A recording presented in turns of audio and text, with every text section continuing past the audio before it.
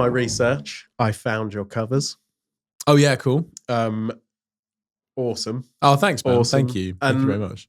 I've always, I think, and Dad was actually saying this as well, is I think anyone probably who lives in the vicinity of this studio would know that one day you were going to be an awesome drummer. Oh, thank you. Thank you very much. Because, we all, at one point, we could all hear you. Yeah. I remember your dad saying, Yeah. And it was wild. Like, you'd be like, oh, it's Jamie. It's the drumming. Again. Wow. Yeah. Damn. So I'm amazed I'd never got any complaints, given that you guys can hear it and we're a good, 500 meters away. we were like, I can't believe it travels that far. But I've seen some of what I liked is your footwork video. Oh, thanks for watching that. Yeah. Footwork. Yeah. That It's was subtle, wicked. Oh, thanks. I'm really glad you enjoyed that because I just made it, to be honest, mainly for myself to see my progress. But then I thought I'll whack it up online because someone might feel a bit inspired by seeing a year of progress. Because you'd think it would be night and day, but it's not. It's quite subtle. But that's because at that level, it takes a lot to make incremental progress. Oh, I thought it was amazing. And you can definitely see, I was blown away. I think I may have even watched it twice because the difference, and you watch it thinking, oh, I wonder if I will see, but it's wild. And it just goes to show the practice you put in and you reap almost what you sow. 100%. You get it, as the saying goes, you get at what you put in. Yeah. And you've got to keep putting in. Same with anything, right? Yeah. So yeah. And I'm excited. Hopefully the podcasts are still churning away after a year and look back to these first few and think, wow, we've come a long way. Yeah, 100%. It reminds me of there's a guy I follow on YouTube called Corey Wayne, who does a lot of he talks a lot about dating. He markets himself as a life and peak performance coach, but I really like his videos. It's just basically him reading emails from people and talking about it. And I find it really interesting. And I think he's got over 500,000 subscribers now. Wow. And a private members area and all this kind of stuff. But when he started, and he's talked about this several times, when he started, I don't know however many years ago, 10 years ago or more, he had, barely a few hundred views on his videos. And he said, I would get comments from people saying, why are you bothering? Like, you should delete your channel. This is a waste of time. And now he's got over 500,000 subscribers, over 10 years later. Wow. And he makes probably good money from it. And he's like, I just stuck with it. I just knew it was going to work and I just kept going. And he's still going now and he still posts, every other day. Amazing. So, consistency is key. You stay consistent at something, eventually something will crack. 100%. And I think that, I can't remember where I read it, but it was something along the lines of your tenacity is what will separate you from everybody else. Wow. Yeah. And I think there's a lot to be said for that. Yeah. That's big wisdom. I wish I could say that was me, but alas, I cannot. But send him across because I think I'd find that reasonably interesting. I follow, for the same kind of thing, I follow a couple of threads on Reddit. One of them's, am I overreacting? I think I've visited that place once or twice. Yeah. And I just find it wild, the stories and then the comments of people saying, no, this is what's going on. And then how many other people sort of go, yeah, he's totally right. This is what's going on. Interesting. Really interesting. Because I guess because we're all guilty of thinking, oh, no one else feels like this or this can't have happened to anyone else. And it's actually, loads of people have been through that, or had a similar experience. Yeah. Or what I try and do is I try and guess what people are going to say in the comments. So I read the story, think what I think is going on or whether this person is overreacting. And then I'm like, no, this person's probably cheating on you or probably doing this or that. And then the first comment, I'm like, oh, I was right. It's a good feeling. But yeah, that's one of my guilty pleasures. I've got it on notification so I can read the kind of blurb, as you will, and decide whether I want to. Oh, and then give it some thought and think about it and see. Yeah. How often would you say, do you accurately predict what people will say? I'd say it's over 50. Okay, cool. But sometimes I'm wildly surprised. which I enjoy. Is it something more. you wouldn't expect at all for someone to say? Or yeah, because there's overreacting happens. There's it's amazing how broad it is. So I brought up the relationship one, but it can be in terms of I went to get my car serviced and this was the bill, and am I overreacting to think that this is outrageous? And it's very practical to ask, really, isn't it? Yeah. And what's interesting is I would look at that and think, no, that's ludicrous. Either that's ludicrous or I think that's a fairly fair bill. And you go in the comments and think, sure. See what I'm people an engineer say. and this is what it should be, or are you crazy? This is completely valuable for their time and things like that. And it's like, oh wow. There was one the other day, I think, about painting and decorating, and the guy was like, I've been charged X amount. I could have done this myself in a weekend. And I read that thinking, why didn't you then? Yeah. Basically all the comments. And it's like, you've hired a guy. No doubt he's given you the price before he started. He's bought his paintbrushes. He's cleaned up. He's painted your whole house. It's like, no doubt. And now you're angry about the price you paid and overreacting. So it's fun. But it reminds me of when you sort of brought that up.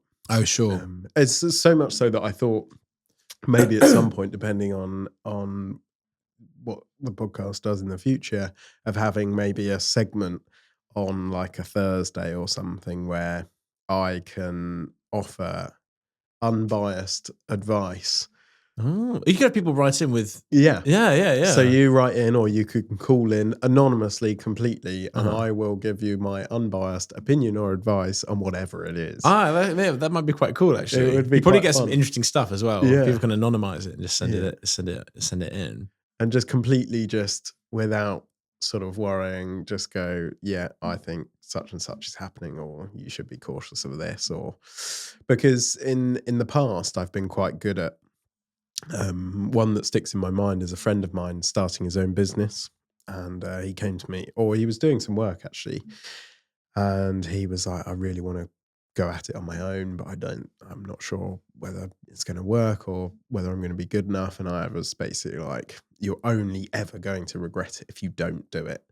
So just do it first. Start with your logo, push it forward, see how you get on. And he works all the time. So I'm like, even if you do it at the weekend, or you start Sundays, maybe doing a bit for yourself, see how it goes. And he's now his own boss. He's got his logos all done. He's got a van. He still does a bit half and half for someone and for himself. But he came to me not long after and he was like, thank you so much. And it's even just that, it's such a small thing. But I'm like, in my experience, you just need to go for it. It's better to regret doing it and giving it a good go 100%. and to sit back and think, I should have. Oh yeah, what if I'd done that? Because you have to live with that for the rest of your life as well. Yeah, which I think is terrifying. Yeah, because even now, there's so much that I think back and think, oh, I wished I'd have stuck at this or done this. Right, sure. Which is scary. I guess you've got to be good to yourself, haven't you? Because hindsight's always 20/20. Yeah. So there's obviously a balance to be had. But I think you're right. It's much better to go for it and regret doing something than not doing something. And I think I read somewhere that that's one of people's biggest regrets when they're coming towards the end of their life. It's not spending enough time with loved ones is like number one. Wow. And number two is regretting not taking more opportunities, not acting enough on things that they wanted to do but just didn't. Oh, I'm too old. Oh, I'm too fat. Oh, I'm too lazy. Or tomorrow, next week, next year, or when I'm ready. And to be fair, I'm very guilty of that. Like with drumming, I'll put off certain drum covers because I think but I can be better. Yeah. But then it comes to that point when you think, yes, but if you wait until you're ready, you might be waiting forever. I have to tell myself that as well. And I've done stuff and I thought, I'm not ready for this. And I've done it and I've done a good job anyway. So it's hard not to buy into your own negative beliefs though sometimes. Yeah. I completely agree. It's a hard thing sometimes. Like I no longer, there's once upon a time where I was like, Sundays are for just chilling out. And I'm both annoying and not annoying because I get told a lot, just have a day, especially if you're like run off your feet, you've been busy all week, just have a day. But I can't anymore. It's just a physical thing inside my brain. You can't just sit there and mong out. And, never. At least not anymore. I have to be doing something, which is not a fairly new thing. But there once upon a time, I'd have the day not really doing a lot, and then regret not really doing a lot, which is what I hated. Yeah. I hated finishing a day thinking, oh, all these things I could have actually done. Yeah. So yeah, I don't remember the last time I actually used my living room, for example. It's not a thing. It's like Dad came over the other day and he was like, oh, can I have a coffee? I'm like, yeah. And then he sat in the living room. I have a sofa. Yeah. What? Yeah, it's a weird thing. What you could do is, if you're not ready for a cover, because I must be guilty. I loved the footwork video. If you're not ready, I don't think you're good enough. You could always record a little cover, and when you think you're good enough, record it again.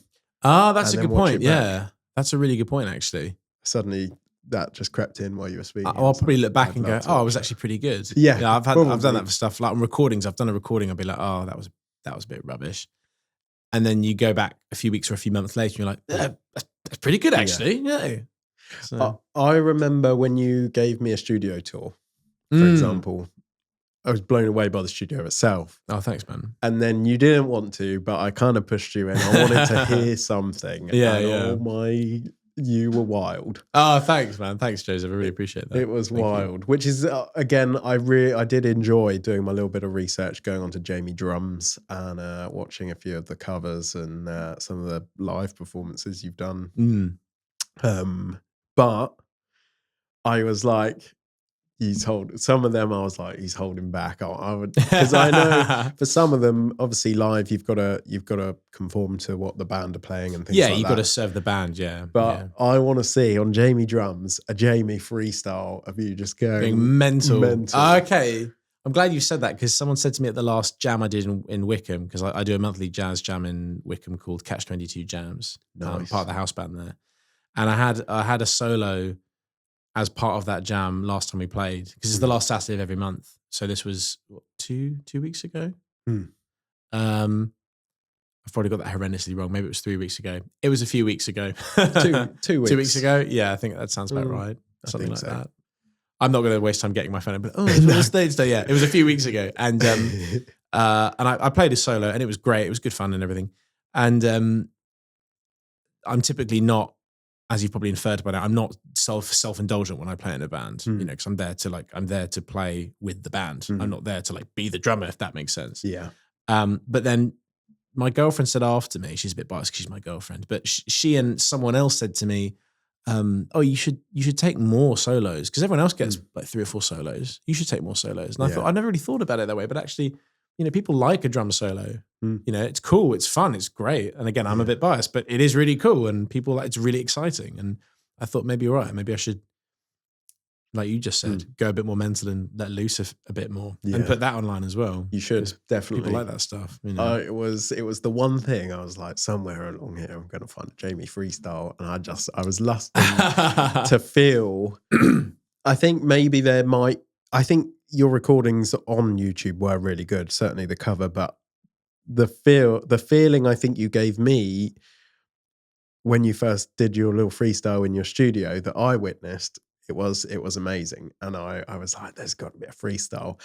Another thing that I loved on some of the clips that I saw was some of the vibes you had with the bands. Loved it. There's one where they were like, they were announcing you, and you just had your moments. Oh, yeah. A bit wild, and I was loving that. But then just out of nowhere, every now and again, the band would chip in at little bits, and I'm like, that connection of knowing when a certain drum or sound is going to be played to then cue in, and I was like, that is cool. Oh, that is, it's funny because I do this as part of my living, and I still find it really cool. Yeah. I still love it. It's so much fun to do and to see, and so often in my gigs, whether I'm playing a pub or a coffee shop or a club or whatever it happens to be, I'll still laugh Yeah. Because just out of sheer joy if something really cool happens or someone plays a great solo or we all come bam back in right on point. Like to me, that is still magical. I love that kind of stuff. No, that was cool. That was cool. And I also like the finesse. Like, I think the one that I watched in particular, the band was queuing in. You loved your little section when you're either introduced or signing off at the end. And it was I'm sure you tapped the drum, which flipped the stick up, and then you caught it. And I was just like, probably, yeah. I like doing that. It's so cheesy, so but I just love doing it. Because it's like it's like when you're playing tennis as a kid and you throw the racket up and catch it. It's just the equivalent of that, but that's the only stick trick I can really do.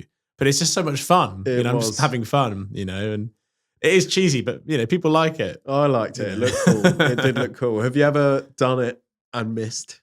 Yes, I have. Usually, like if I'm in a bigger venue, sometimes I'll throw it up really high and catch it, and I have dropped it a few times. But then you just have to quickly grab another one out of your stick bag. So sometimes I remember one gig I played, I did that by accident. If you're very relaxed, sometimes the stick will just fly out of your hand. And we were playing on an outdoor bandstand, so like a little pavilion type thing. Yeah. And then it was in the middle of this nice, beautiful park. And I was just playing, doing my thing, and the stick just flew out of my hand and landed on the front part of the stage and clattered to the ground. And the bassist, a good friend of mine, Mateus, he went to grab the stick. And bear in mind, this happened over like 2 or 3 seconds. As credit to him, as soon as he heard the stick, he immediately went over, still playing and holding a note, went and picked it up. By the time he picked it up and turned around, I'd already got my spare stick and was playing. And that, I think he smiled at that because he was like, yeah, professional. I like it. You messed it up and you recovered immediately. So you've got to be ready to cover yourself for stuff like that. Absolutely. But it's part of the fun. Like if you see someone mess up and drop a stick and immediately grab another one, you're like, oh, that's cool. Yeah. That's cool. Yeah. So agreed. Yeah. So at what age did you know this is what you wanted to go crazy, practice and nail down? At what age? Or did you not? You just knew you wanted to get really good and then you just fell in love? It's a really good question.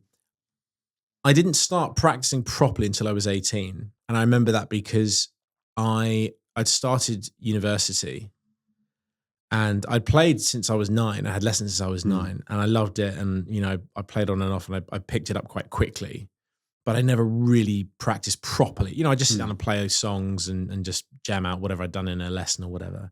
But when I turned 18, I realized actually I really enjoy this and I want to get good. I want to get much better at it. I want to take it more seriously. And I worked in a pub it was the George and Dragon in Headcorn. And I worked there for about 2 months. And I was on minimum wage, which at the time was £4.98, I believe, an hour. Not great. So I worked there for 2 months and then I blew the whole lot of my first ever, in fact, my only ever electronic drum kit, the Yamaha DTX 500K. And I took that with me to university. And then every day I'd get at least, say, 20 minutes in. And I would just play every day. And that went a long way to helping me build up my chops. And when I was at university, I was studying drama and theatre because originally I wanted to go into acting professionally. And that's what I fundamentally wanted to end up doing was acting. And when I graduated 3 years later, I was asked by my housemate, who was a guitarist, to cover for his band because their drummer couldn't make a gig. And I remember this quite well, actually. I said, oh, let me think about it because it was a bit daunting for me. I hadn't played like with a band outside of school, really. And I came back 10 minutes later and I said, I'm being really stupid. Of course I'll do the gig. I'll definitely do the gig, which I'm glad I did because that was history in the making. And then I played with them and then I played with them a few more times after that. Eventually they fired the other drummer because to be frank, he just wasn't any good in their opinion. I mean, disclaimer. I was like, you just went there. Yeah, you just got to be honest. And I never said, I want to take his place. I would never say that. I mean, that's not cool. But I think they phrased it as, would you like to spend more time with this band? And I said, yeah, you guys are all great. I love playing with you, yada, yada, yada. So that's what I did. And then over time, over the space of maybe a year or less, I suddenly slowly realized that actually this is way more fun than acting. Really? Like I enjoy this so much more. And I don't know what, because it had been in the background for so many years. You know, acting was the thing and drumming was in the background. And then over the space of a year, it flipped. Yep. The phase flipped. Haha, sound engineering joke. And suddenly all I wanted to do was play. Wow. And I realized that I can practice drums every day and get better and better and better. But you can't really practice acting every day and get better and better and better. Sure, to a point, but not in the same way. No. And I just realized, oh my gosh, I really love this and this is what I want to do. And fast forward. So I've done this full time for just over 2 years now, as in taught and played and done a bit of session work and all that kind of stuff. So when did I graduate? 2016. So it's been about 8 years, call it 7 years. 7 years of grinding musically, shall we say. Yeah. But interestingly enough, I still enjoy the acting. And I was cast as the drummer for Downton Abbey 3, which was really, really cool. The jazz drummer. Not a lot of acting, naturally. It was more about the performance, playing the drums.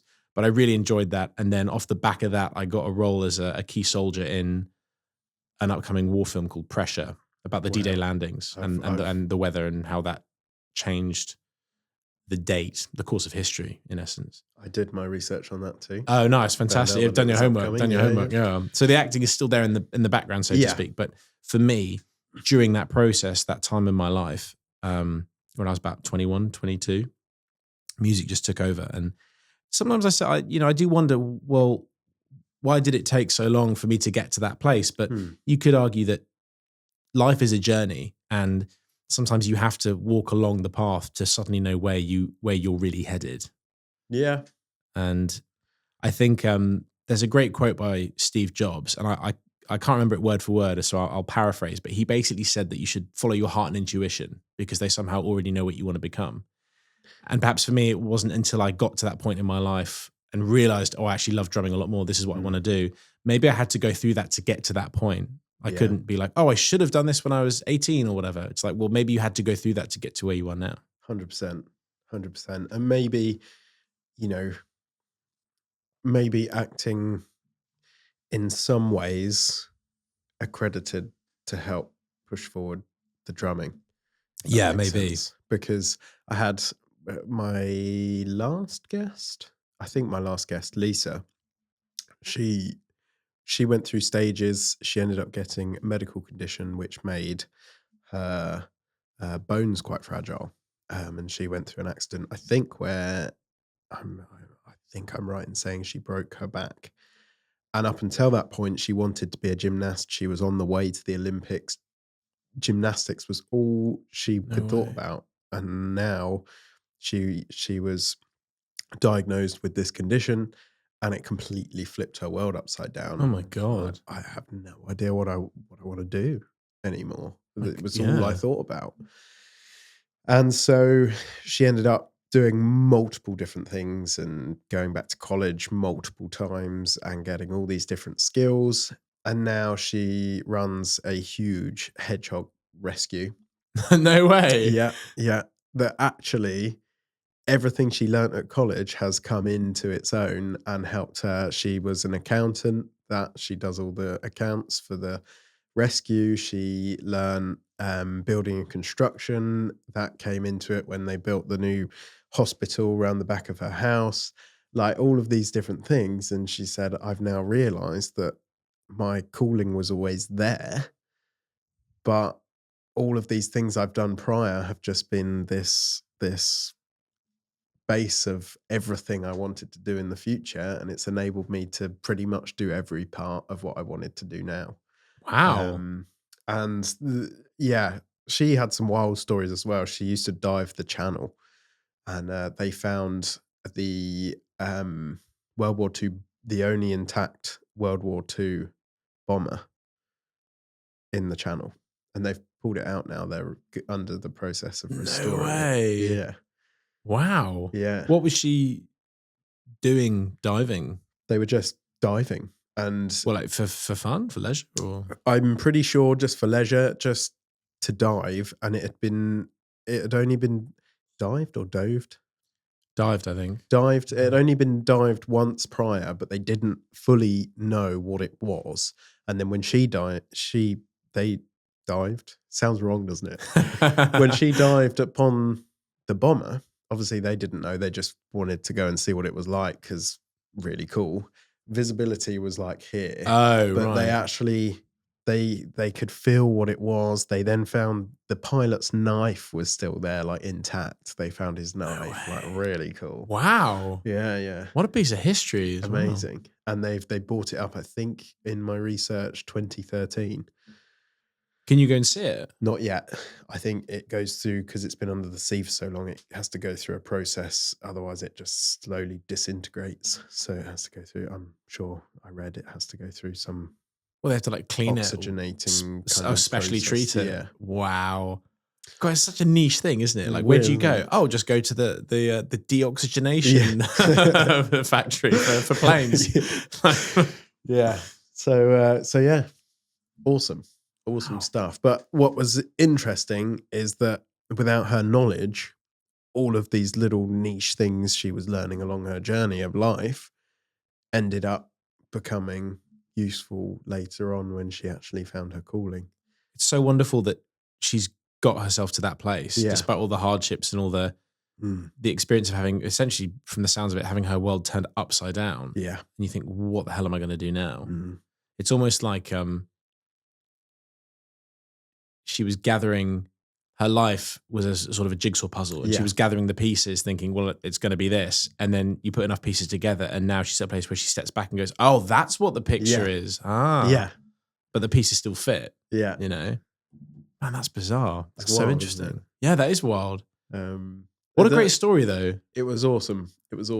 I again knew it was going to be interesting, but I was like, yeah. It's just wow. But that's why I was so keen to start this podcast, because I've met so many people throughout a lot of my short existence that have, you look on the outside and you think, oh, you know, for example, bank manager, boring, or not boring, but to someone's like, he loves, I'm sure, numbers and being a bank manager, but on the outside, you're like, oh, I couldn't be a bank manager seeing numbers. And in your own mind, that's like, I couldn't do it. But he wanted to get closer to his daughter, has started running marathons, and is training to go to Everest Base Camp with his daughter. Cool. Like, awesome stuff. Was there something that spurred him on to do that? Just wanting to spend more time with his daughter, and his daughter loves extreme marathons, and she's already done Base Camp 1 Everest as well, I think. Damn. So he's just like, I want to spend more time. I want to do what she loves doing, and he's started running. Well, that's really admirable. Really awesome. Admirable, yeah. But it's just the most normal people have the craziest stories, and no one would ever know. That's such. Yeah, of course. That's such a good point. Actually, it's another great reason for you doing this, like documenting 100%. This stuff that people wouldn't necessarily think of. No, it's like I never thought when Lisa came on, she was a diver, and at one point she was set to be an Olympic gymnast. Sure, like I was like. And she became Saviour of the Hedgehogs instead. Like, that's. And there was, when she started, there were virtually no sole hedgehog rescues. And when it gets released, I'll send it. It's like the amount overnight, it just transformed into this big thing. And she's big on goals, so she sets herself 3-year goals, and she ends up smashing them in less than a year. Brilliant. So her next 3-year goal is she wants to find a bit of ground or a building and make a dedicated hedgehog hospital. Because at the moment it's run, her house had a derelict kind of shed stable area that she bought, and she's converted that. But she wants dedicated, and she wants it to be a hub that enables more rescues, whether that be just hedgehog rescues or rescues in general. Sure. Great. That's, just scale it up and just keep growing. Yeah. Good for her. That's fantastic. So wild. But again, it's just, I love just finding that out about people is something that sparks me. It's even, you know, with yourself, reading your podcast questionnaire, and I was like, yeah, because you wouldn't guess it, would you? Or like you said earlier, you wouldn't necessarily think that the person you're talking to sitting across the table has got all these fascinating stories, but more often than not, probably they do. Yeah, and probably more than you ever even thought. As a good friend of mine called Thomas, he puts it: when you go through life, a good goal or a good aim is to make good memories. And I always phrase it as like having good stories, but to me they're synonymous. Yeah, 100%. There was a book I read, I think, I can't remember who wrote it, but there's a book called The Charisma Myth. I can't remember the author's name off the top of my head, but there's a great bit in the book where she says, she basically says you can't expect people to tell you their stories. You have to pull them out. But she says, in doing that, you'll learn so much more about people and so many fascinating things about them. Yeah. Plus, as given away by the title of the book, they'll probably like you a bit more if you get them to tell you their story naturally. But I think, it's rewarding for both the storyteller and the person pulling the story out of them, so to speak. Yeah. Because you learn so much about, just about human life, don't you? Yeah. I mean, that story about the hedgehogs, that I find that so inspiring. Rather than, she got this terrible condition to her bones, meaning she couldn't pursue her lifelong dream and goal of becoming a professional gymnast. You'd think, and then it ended very depressingly. But no, actually, she moved on. She moved forward. She progressed and did something just as extraordinary. Yeah. If in fact, perhaps even more extraordinary in some ways. Yeah, and it was through the illness, and through she had children, and through the illness, she was obviously pretty much at home, and she was like, I can't just sit at home. So, and that led on to what can I do? Oh, I'm going to go to college and learn more skills and learn this and learn that, and through that, then opportunities came, and then eventually the Hedgehog Rescue. That's fantastic. So that's inspiring. I'm going to remember that next time I feel low and I feel like, what am I doing? Where am I going? One thing that always grounds me, and I need to tell myself more sometimes when times are tough or you get stressed, and I love this saying: you are living someone else's dream. How crazy is that? That's a good point, actually. It reminds me of when I told you that I was doing music full time, and you said, essentially, that's fantastic that you're doing what you really want to do. That's just amazing that you're essentially living your best life and doing what you love and doing what you're really good at. And I'm really glad you said that, because it's very easy to get caught up in your own stuff and be like, oh, well, this isn't good enough, and I haven't done this and I haven't done that, and then it takes someone else to give you that fresh perspective and go, this is amazing. You've done this, you've done that, you're doing this. Oh, that's groovy. And you think, oh, that is quite groovy, actually. Yeah. But that's I like that. It's one of my favorite sayings, and it makes you appreciate the now and what you have and where you are, and you're actually like, yeah, you know what, I am to someone else. This is incredible. And I'm big as well. I don't see things. I need to get better, and I am getting better, but I don't see things as achievements until similarly someone goes, oh my God, that's wild. Right. And then I sit back and I'm like, oh yeah, that is wild. Same in the podcast room. It was like built the whole room. Now I need to build the table. What's next? And just on to the next thing. 100%. I'm like that a lot, yeah. Going, oh, what? This is mad. This is actually pretty cool. And then I started getting ready to have guests on, and I posted a couple of pictures with the guests. And the comments, they were like, oh my God, I knew you were starting a podcast, but this is wild. And I just was like, oh yeah. Oh yeah. You stop and you look around, you're like, this is actually pretty cool. Yeah. So I'm slowly getting better, but it's interesting to know you're very similar. It's one of my struggles, and I've been in therapy, and he's actually going to come on, which another one I'm very excited. Oh, interesting. Yeah. Cool. But he's big on trying to, when I say to him, he's like, can you tell me your achievements in one of our sessions? And I sat there, I was like, achievements? I don't know. I guess I'm a pretty cool and guy. like when the reality is you've achieved so much and your brain's just like, achievements? Anyone? Yeah. Got any there? Any over there? No. Yeah. It is funny. It is funny. But it's good that he asked you that question, because then it makes you think on what you have achieved rather than being like, right, what's next? Yeah. Right, done. What's next? What's next? What's next? And I try and do lists. So every now and again, I'll put, what have I achieved recently? And then that's such a good idea. That's such a good idea. I'm like, oh yeah, I've achieved quite a lot actually. Because we all like cross things off the to-do list. Yeah. But we don't have like a done list. Yeah. Typically. So like you'll like I do this in my calendar all the time. I'll have, because I run my life through my phone with all my calendars, teachings, appointments, gigs, rehearsals, everything. And when I've done something, I'll literally delete the entry.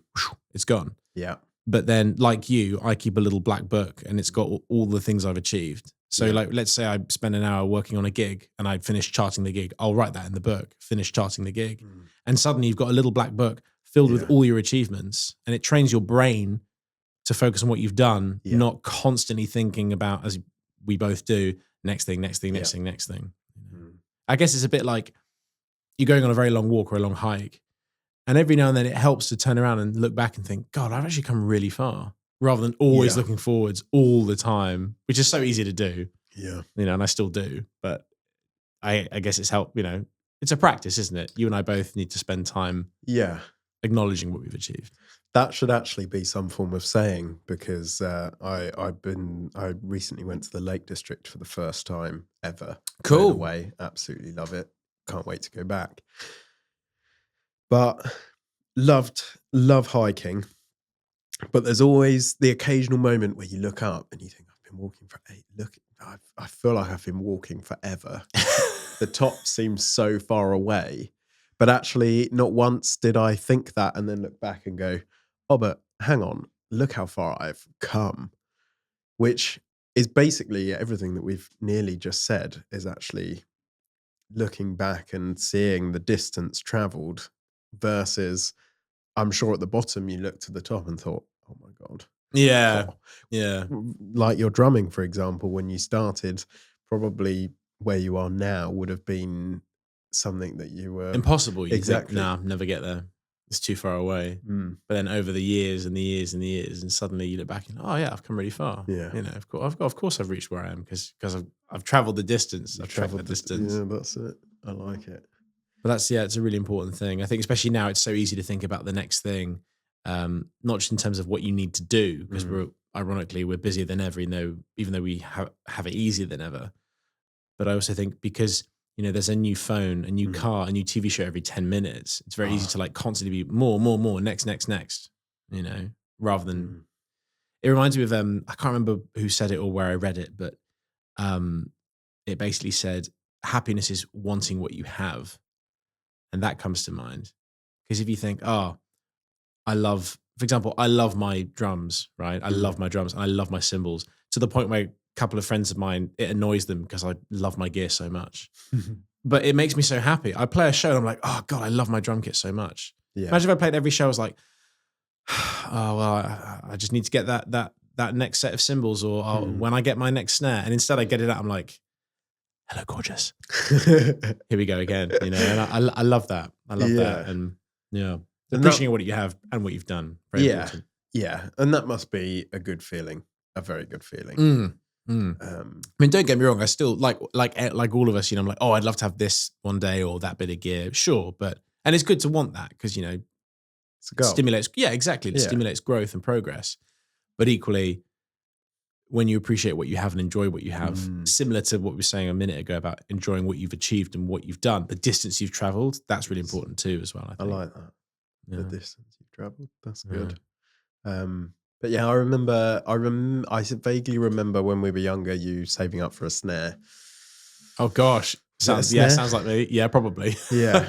Yeah. And you were very excited. If it's the snare, I think it must have been, my first ever professional snare. It was the Joey Jordison signature snare drum. And I've still got it to this day. And in fact, I used it on a recording at a studio called the Joplin House, which is quite near here. It's towards Ashford. So it's only about 25, 30 minutes away. And I took a couple of snares with me. I've only got 3 snares. I mean, some drummers have dozens of snares. Really? yeah, it can get silly. Why? You know? Different sounds, different snares? Exactly that, different sounds. Interesting. That's the adult reason. The other reason is because drummers love snares and they just want lots of snares, you know. But so do I, but I only pick snares I absolutely love. Like I only want to play stuff if I love it, you know. But that's just me. That's just how I roll. Yeah. Rather than have like 10 different snares or like 1,000 different cymbals, you know. So I took 2 of my 3 snare drums. I've got 4 now, actually, but yeah, we'll gloss over that fact. But I took 2 out of the 3 I had at the time, just to pick the best one of the 2 because they're my favorite ones. And it was the Joey Jordison signature model. So that's probably the snare drum of which you speak. Yeah, probably. I'm sure it was a snare drum or it was a cymbal. It would have been one of the 2. I tend to either be like snares or different cymbals. So the cymbals the same? Yes and no. At the end of the day, if I get out my 22-inch heavy hammered Meinl ride, and then for the next set I play my Peisty rude 20-inch ride, no one's going to know. No one's going to care. I care. Yeah. And it'll be a huge difference to me.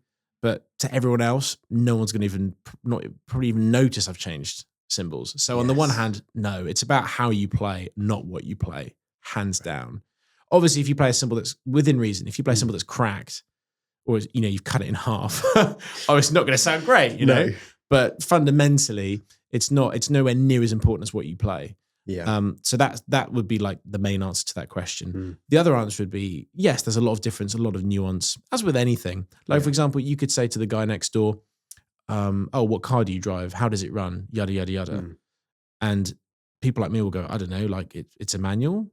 It's red and it goes brum brum. I don't know, but then the person next to me might go, "Oh, well, it's this year, it's this model, and it's got this size engine." Yeah, exactly. So, in that regard, there's a lot of variety. Yeah, but it's like any rabbit hole, right? You know. Yeah, and with everything. Mics, for example, cameras. Oh yeah, for sure, everything. For sure, 100%. TVs.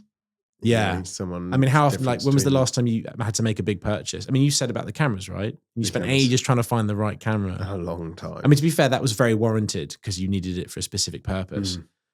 But I'm sure you've had times in your life when you wanted to pick, say, something like, I don't know, a new laptop or a new screen, like you said, a TV, and you're just like A, B, C, D, E, F, Ging loads of different models, trying to find like the best one and pick out the best one. So, you know. Oh, I think big in today's world is best bang for your buck. I think a lot of us are on. Oh, for sure, with the cost of living and all the rest of it. Yeah.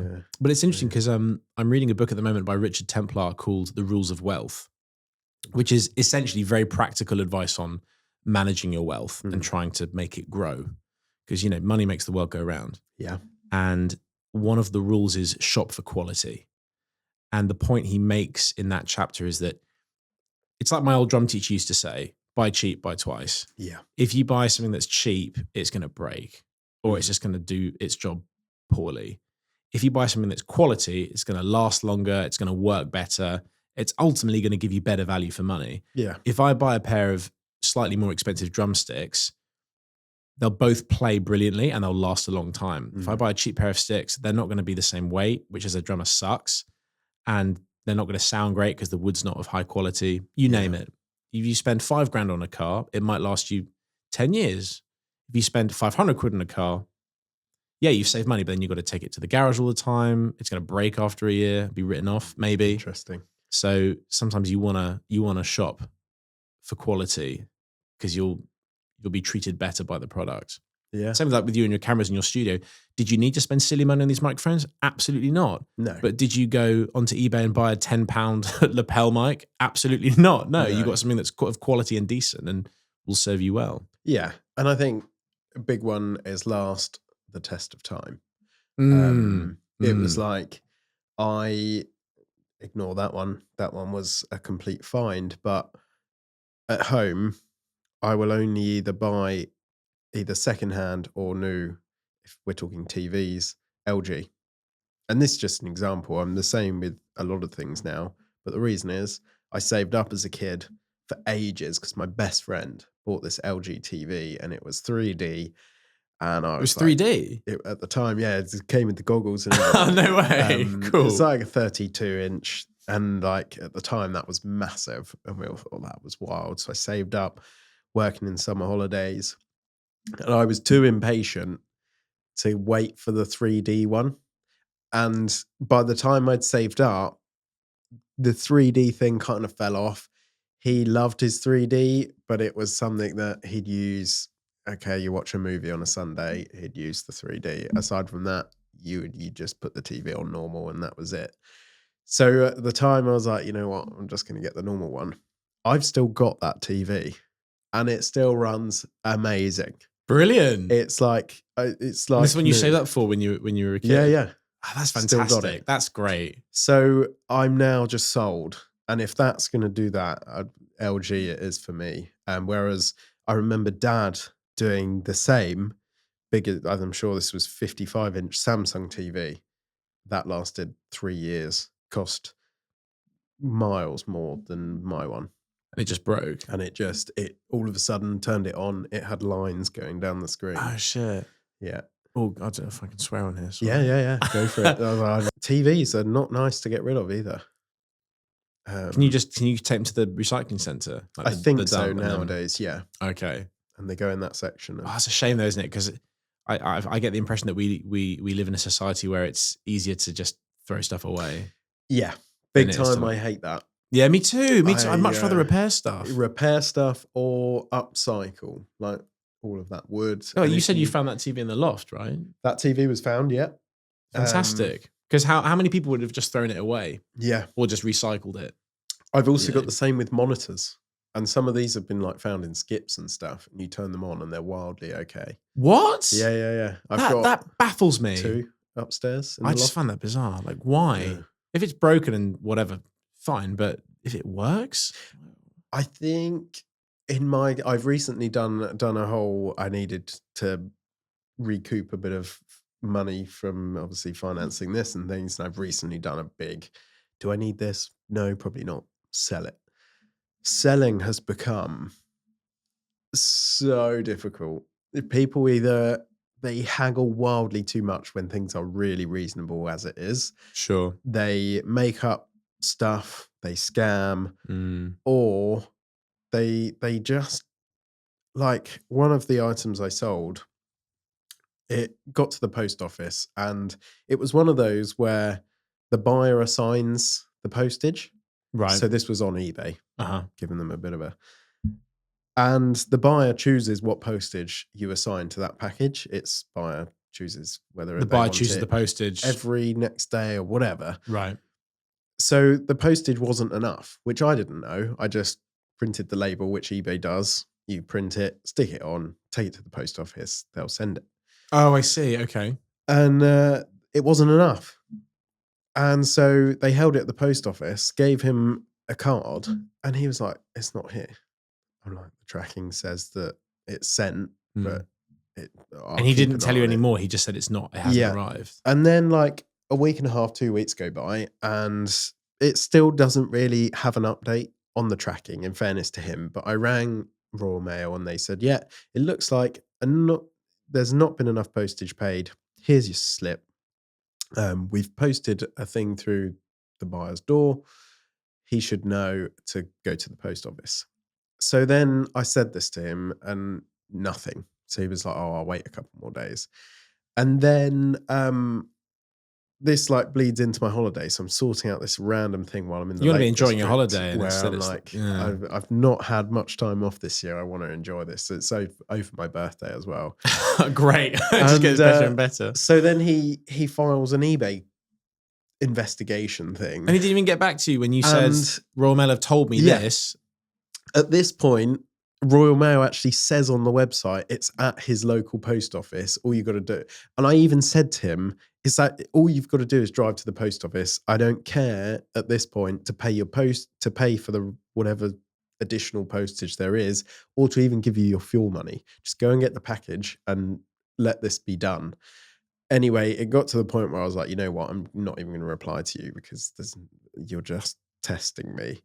And when eBay investigate me, I'll just send all the evidence where I've told you where your package is. I've supplied tracking numbers, the lot, and I'll just let eBay sort And eBay it. will see from the tracking where it is and what's happened.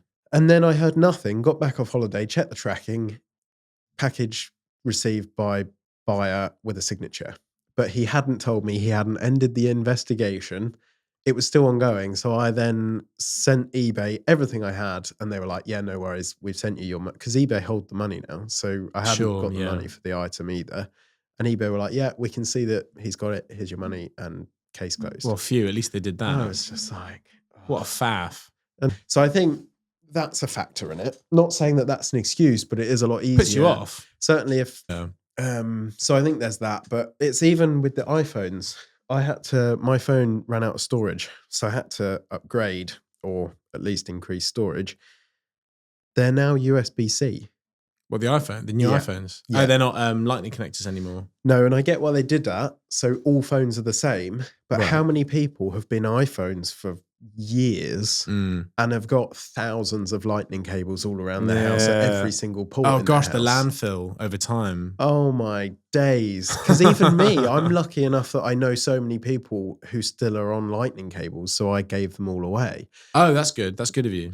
But some people won't bother though. They won't even give them away. They'll just be like, oh, I don't need them anymore, chuck it. Oh, I got 10 for £10 off eBay. It doesn't mean anything. So yeah, like I get why they've done it so that every phone's on USB-C and that whether you're on Android or iPhone, they all work. Sure. To save landfill. But what you've done in turn is everyone who's been iPhone since the dawn of time or the dawn of iPhone has probably got a lot of people that's Lightning cables everywhere. And most families, if you've got an iPhone, everyone in your family 9 times out of 10 has got an iPhone. Yeah, for sure. Or you might have one brother that's like, well, I'm going to be out there and have an Android. But most of the time you just go with what your family's got. Yeah, of course. Yeah. So yeah, there's just wild decisions like that. I do hope that with stuff like that, you'd like to think people recycle and take them rather than just throwing them in the bin, take them to a recycling center. I don't know if can you put small electrical items into your curbside recycling? I don't even know if you can do that in this country. I don't know. One of my biggest pet hates, and I can't believe I'm saying this on a podcast because I'm sure that there'll be a lot of people listening, that disposable vapes. Oh, and just throw them away. Oh my goodness. Oh, because the amount that will just go into landfill. Yeah, and what's included with the disposable vape is a battery, is electronics that make the components of a vape run. They've now been banned. They're being banned next year, thank goodness. But what, as in disposables or disposables? Vapes themselves are okay. They're actually banning disposable vapes. Yeah, if you're going to vape instead of smoke, have a refillable one. Keep it for as long as its life. For sure. And even if it goes past its life cycle, it's probably a battery. Take the thing apart, learn how it works, plug something in, and get a new battery. But Google when you get home. Amount of disposable vapes thrown away in the UK a week. It's probably going to make me cry, isn't it? It's disgusting. And where do they go? You know, Landfill? Every piece of plastic ever made is still in existence today. Oh, because it takes, millions of years to break down?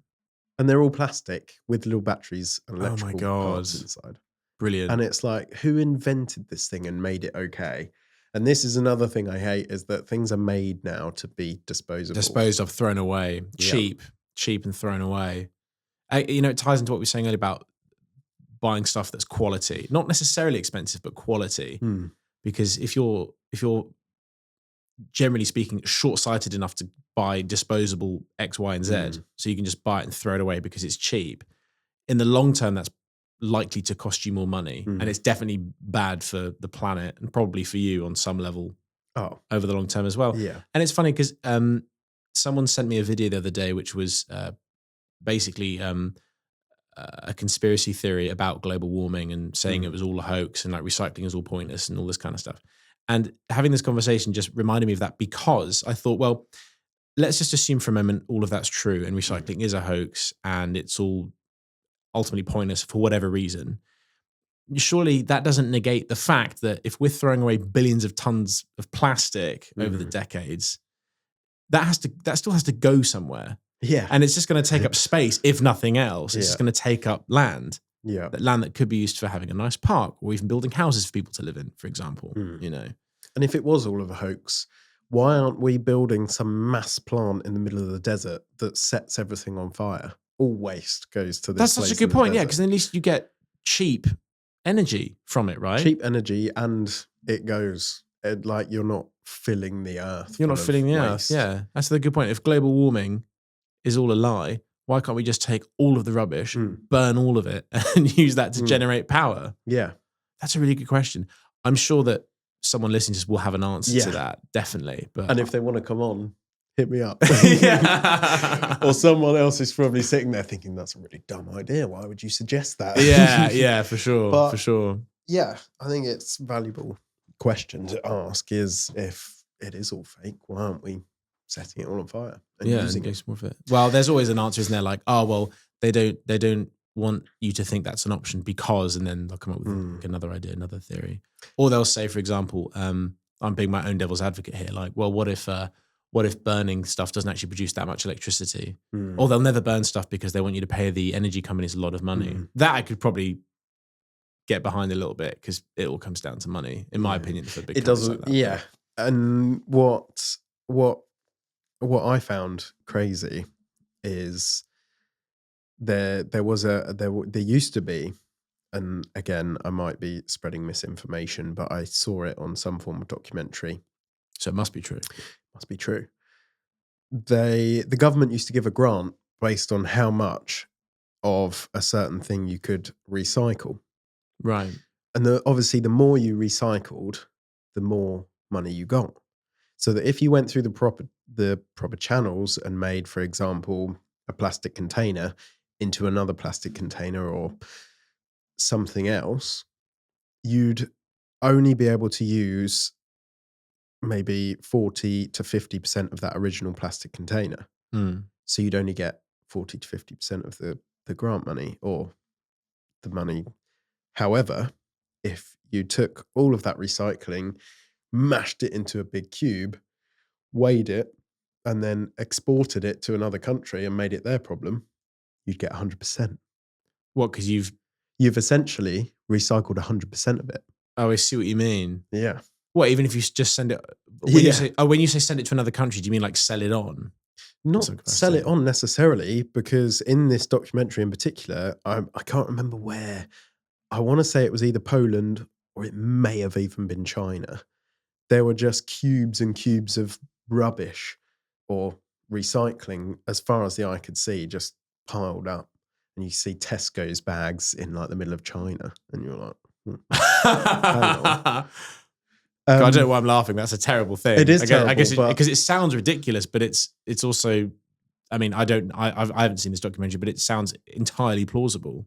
As far as I could tell, it was 100% true at one point. Oh my God! Because essentially they'd recycled it. I see what you mean. Like the people who were paying them the money couldn't care whether it was going on a boat somewhere else. Yeah, it's sure. Not in this country. It's recycled. Damn.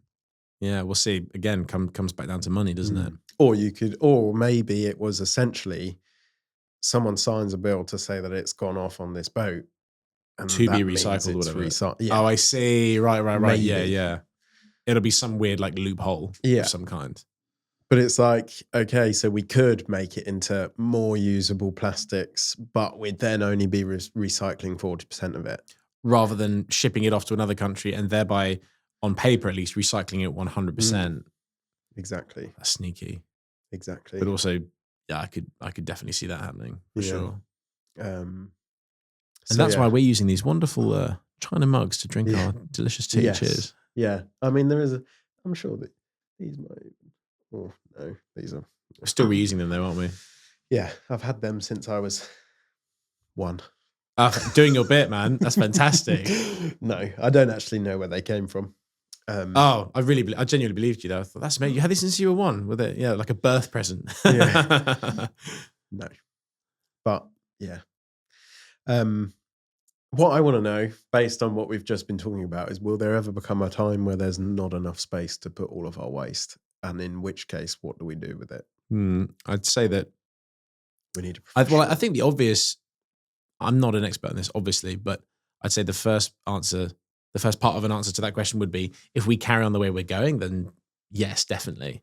If you look at how the human race has grown throughout the history of time, and obviously the human population is rapidly increasing. People like Elon Musk will say, oh, well, we're facing an underpopulation problem. Okay, fine. Maybe that's the case. I don't know. Maybe it is, maybe it isn't. But either way, our numbers as a society, as a species, have grown. They've only increased. They haven't decreased, over the last millennia that we've been here. Not that our species have been around for that long, but you know what I mean? Yeah. So if we carry on consuming and producing like we are, then sure, we're definitely going to run out of space, because the human race keeps growing, but planet Earth isn't getting any bigger. What do we do with it? Did you ever come across a meme known as troll science? No. So it was this idea that it was basically bad science. Oh, thank you very much. So for example, you get a big car and you attach via a fishing rod or an E-shaped bit of wood, a magnet in front of the car. And the idea is that the magnet will pull the car along. Interesting. And obviously it doesn't work because it's to do with the resistance of the magnet being far away from the car. There's nothing pulling the magnet because it's attached to the car. I explained that terribly, but again, I'm not a scientist. Yeah. Or another one would be, let's say you jump up into the air. If you hold hands with your friend, when you jump up, before you fall down, you lift your friend up, and then you can keep floating up into the air. Or like my favorite one is, you get an extension cable and you plug the end into itself and you've got unlimited power. Yeah. It's like bad science like that, right? And I remember thinking to myself, with all the rubbish in the world, can't we just get like a really long rubbish chute into space and just put it in there and it'll just go into space, and then it'll be space's problem. Like the old mail, where they used to put it in the containers and exactly. Just with this is plastic bag. Or like if you need a big incinerator that you don't want to have to keep going yourself, just dig a hole all the way to the core of the earth and then put all the rubbish in there. And then either global warming's a hoax, in which case you don't need to worry about the gases, or just get your tube up to space and all the gas can go up the tube into space. Problem solved. Or just make our mass waste incinerator on Mars. I guess then the question is, how do you get all the waste to Mars without using up all your energy? Oh, and environmentally friendly, sending rockets with all that rubbish. Yeah. I reckon there's a guy who invented some sort of craft that can actually pick up waste in the ocean, plastic waste. And I forget exactly what it does with the waste. It either recycles it or breaks it down in some way. And he actually made it profitable. I only read about this once. I wish I could remember more details about this. I don't know if you have any like podcast notes. You could drop a link in to the project about which I'm speaking, because I read about it. So I know it's a thing, but I can't remember the details. But the point I'm trying to make is this. If you can invent a way that is economically viable, that is to say it makes money, because if it doesn't make money, the human race isn't really going to care all that much. No. And it's not a nice thing to say, but the way I see it, it's also true. Yeah. If you make things economically viable, in other words, valuable and worthy, people are going to want it. Yeah. If you can do that with waste, then essentially you've got it made. For example, like if you could take all the landfill and somehow convert it into energy in a way that wasn't terrible for the environment and had all these other downside risks and so on. If you could do that, then that would be fantastic, because then we could get rid of our waste, create the space, and also doing it in a way that doesn't have a negative impact on the planet and the people. But then obviously the question is, how do you do that? Yeah, true. But don't fear, because Google have just had a big breakthrough in quantum computing recently. I read about this today. So it could well be that thanks to AI and quantum computing, we are able to find, I say we, the smart people among us will be able to find a solution to these kinds of problems, potentially. That's not to say we should rest on our laurels and do nothing. AI would just solve everything. Maybe it will, maybe it won't. But I, for one, find it, this is segueing slightly, but I find it very, very hopeful with all these technological breakthroughs, because there's so much more to discover and to realize. And AI and quantum computing is going to be able to solve problems that we haven't even thought of yet, probably. And so that, if I was a betting man, and to be fair, I like my investments and putting my money where my mouth is, I would put money on AI being able to at least help us progress in this area and find a solution that we haven't thought of yet. I hope so. Yeah, me too. I hope so. I think AI is both amazing,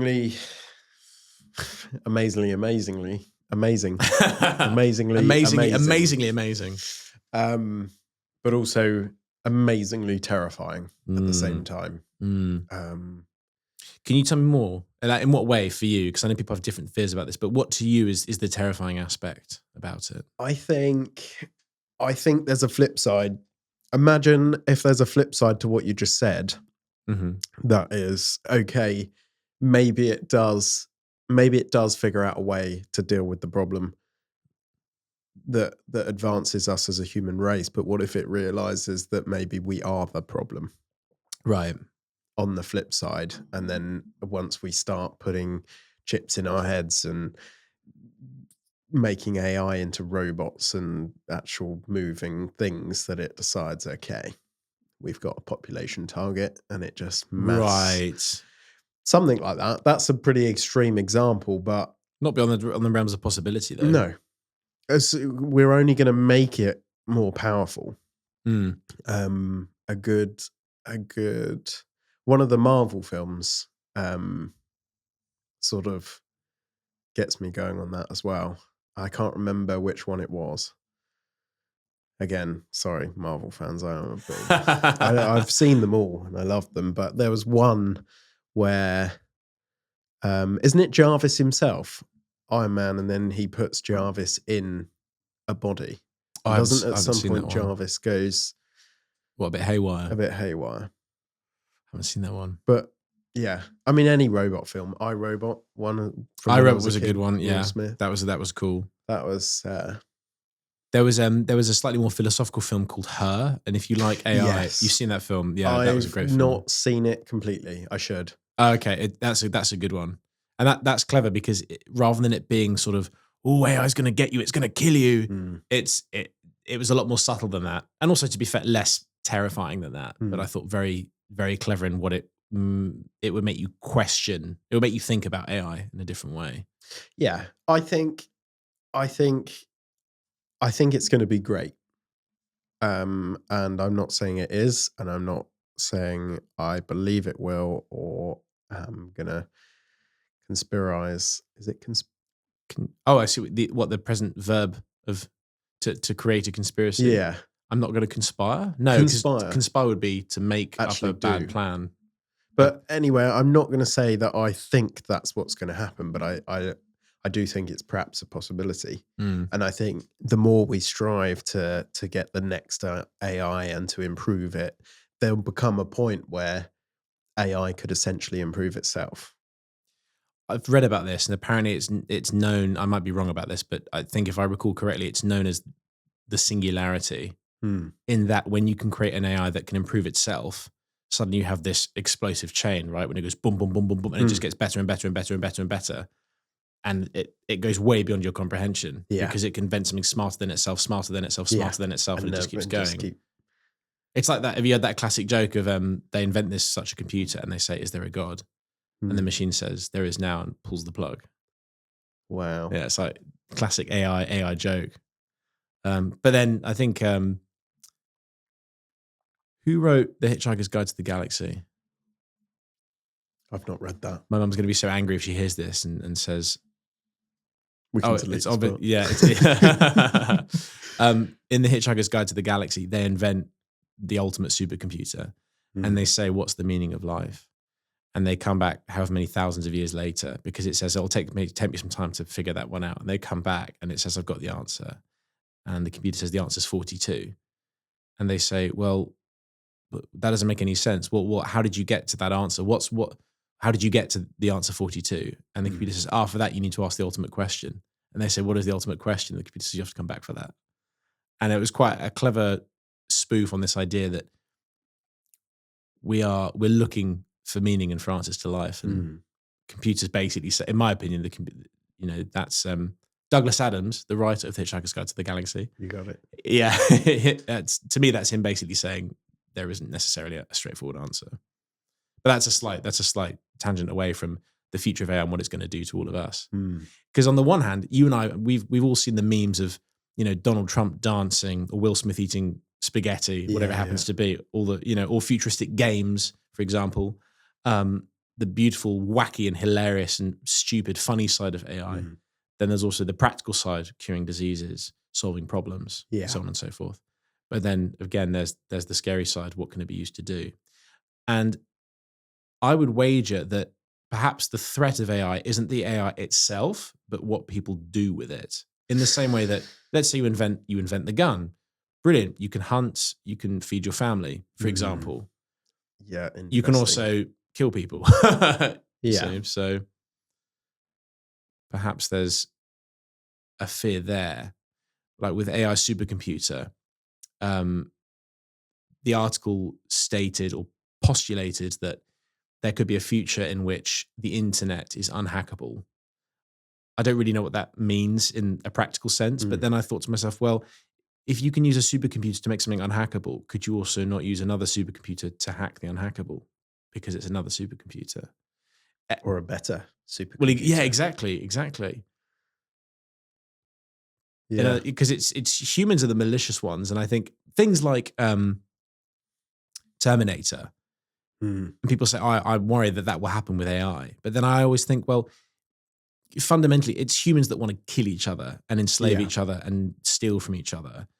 And I think to anthropomorphize AI and say it's going to enslave us or kill half of us off, to me, that's a very human thing to want to do. And AI fundamentally isn't human.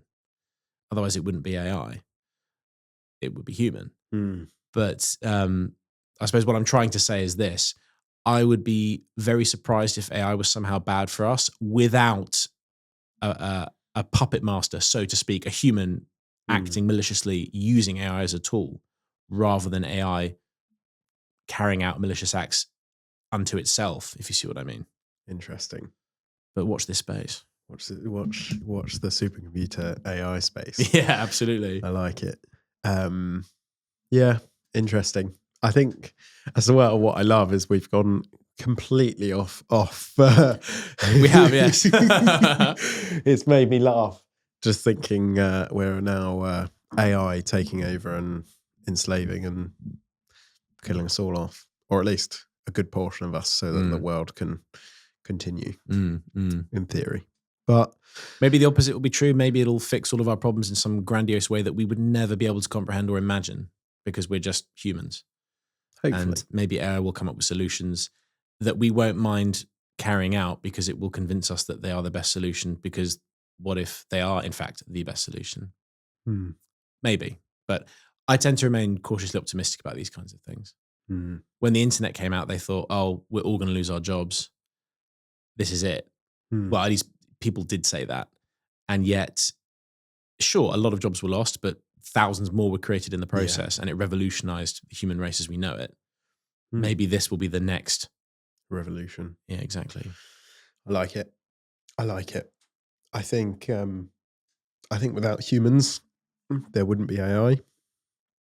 Almost certainly, I would imagine. Yeah. So I think regardless of whatever the future holds in terms of AI and what it decides to do, I think some of us will be okay at least anyway. Probably, yeah. Yeah. We'll Here's hoping, Joseph. Yeah. Here's hoping. I mean, there could be 25 years we could be sitting back at this very table saying, oh, wow. Wouldn't that be interesting? That would be interesting. Or 25 years, we'll both be like old and grey, but we'll be sat here just as we are now thinking we're young again because we're plugged into the Matrix. Yeah. Oh, wow. Where everyone else sees this room or what they want to see, whereas we're like having this on top of Mars or in some sort of underwater city. That would be cool. Just we could be in Mars for you, but we're in my underwater city. Well, apparently, someone said to me that Meta are already doing stuff like that. You'll be in your office in Chicago. I'll be in my office in Paris. And yet with our headsets on, it'll be similar-ish to you sitting there and me sitting here. Wow. And I see you or I see your avatar sitting there. So it's like we're having a conversation, a meter apart from each other rather than a phone call or a Zoom call. Wow. Have you ever read the book or seen the film Ready Player One? No. Or watch it? at least watch it. Okay, It's Ready a Player great One. film. Okay. It's very similar, where they log in with the headsets and they play almost nearly a virtual game, but it's like real life in a sense, but within the headset. So they can be and do as they want and play like and be racing, which feels like real life, but they're just cool. It's this awesome concept. Yeah. But also, it's been a while. It makes me want to watch it again. It's a great film. I'm sure there's a guy who wants to wipe you from being able to log on. Could be wrong. Sorry, fans of the film. But yeah, it's a great film. But it's very similar to that. They log on, and obviously having the new headset and things, and striving to win the races and things like that. It's great. Okay, I have to give that a watch. Watch it and let me know. Okay, I will. It's a great film. And the book I've got as well. You can borrow the book if you thank you. want to read it. We can go for breakfast. Yeah, that'd be nice. And a cup of tea. Do you know anywhere really good for breakfast?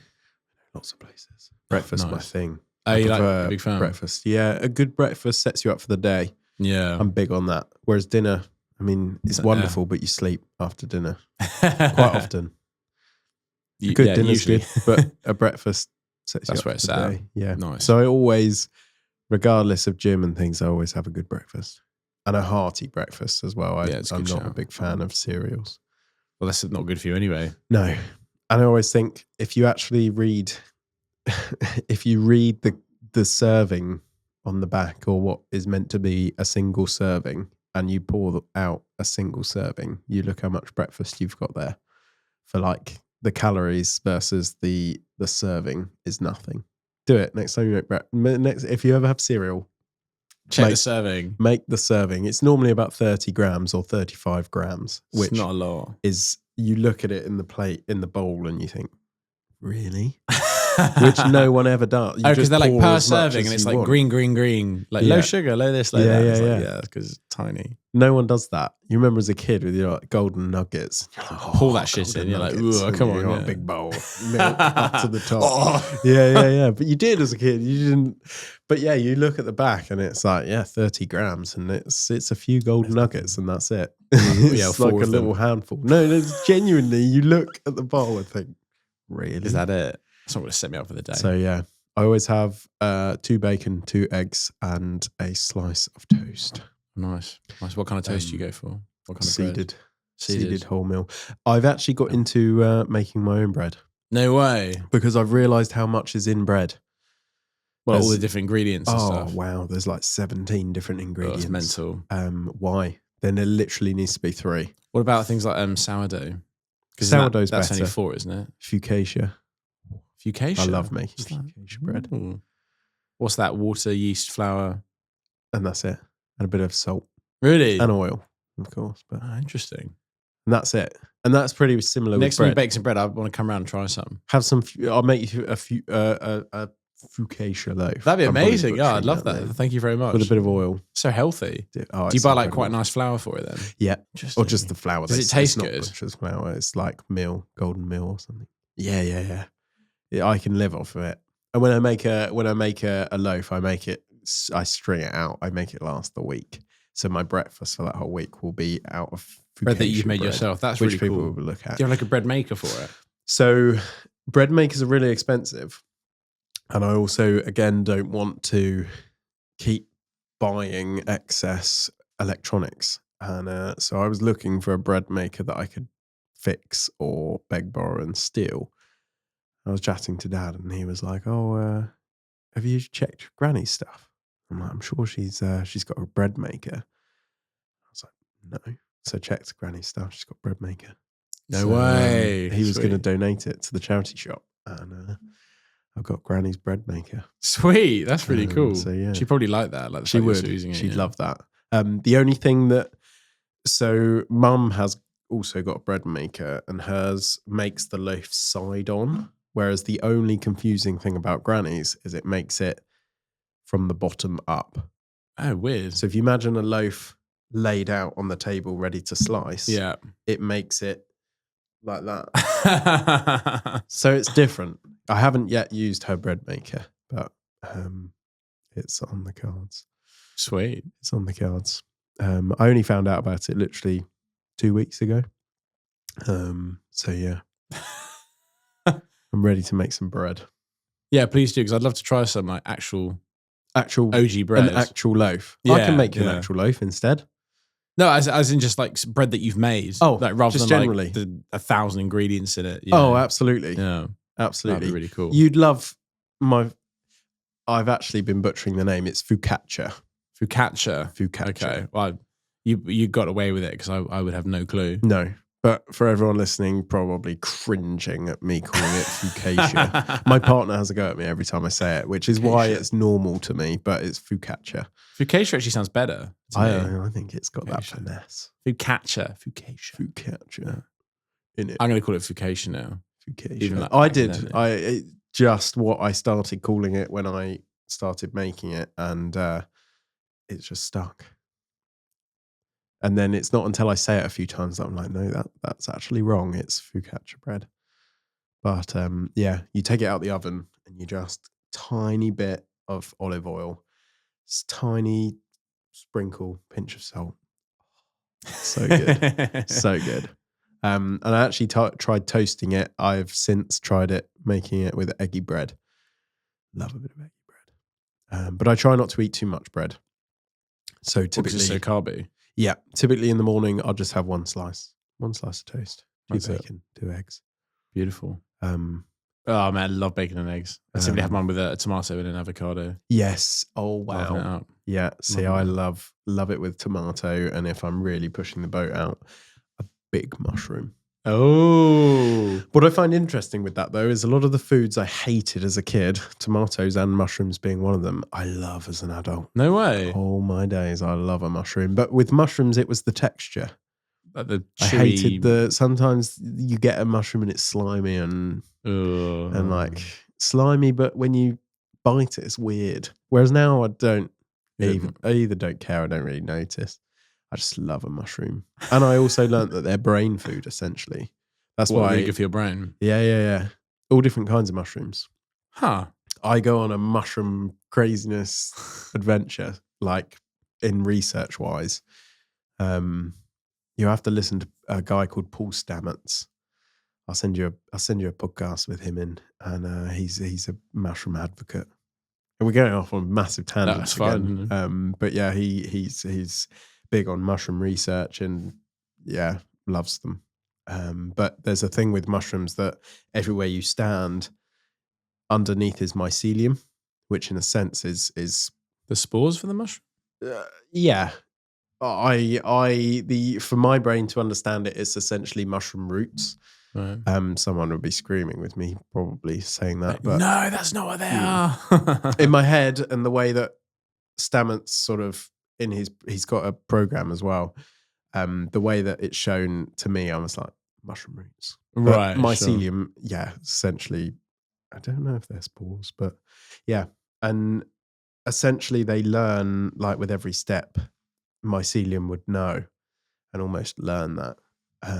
Which is why in some ways I think a lot of mushroom blends have now gone crazy online. And like lion's mane powder and all this kind of stuff, yeah.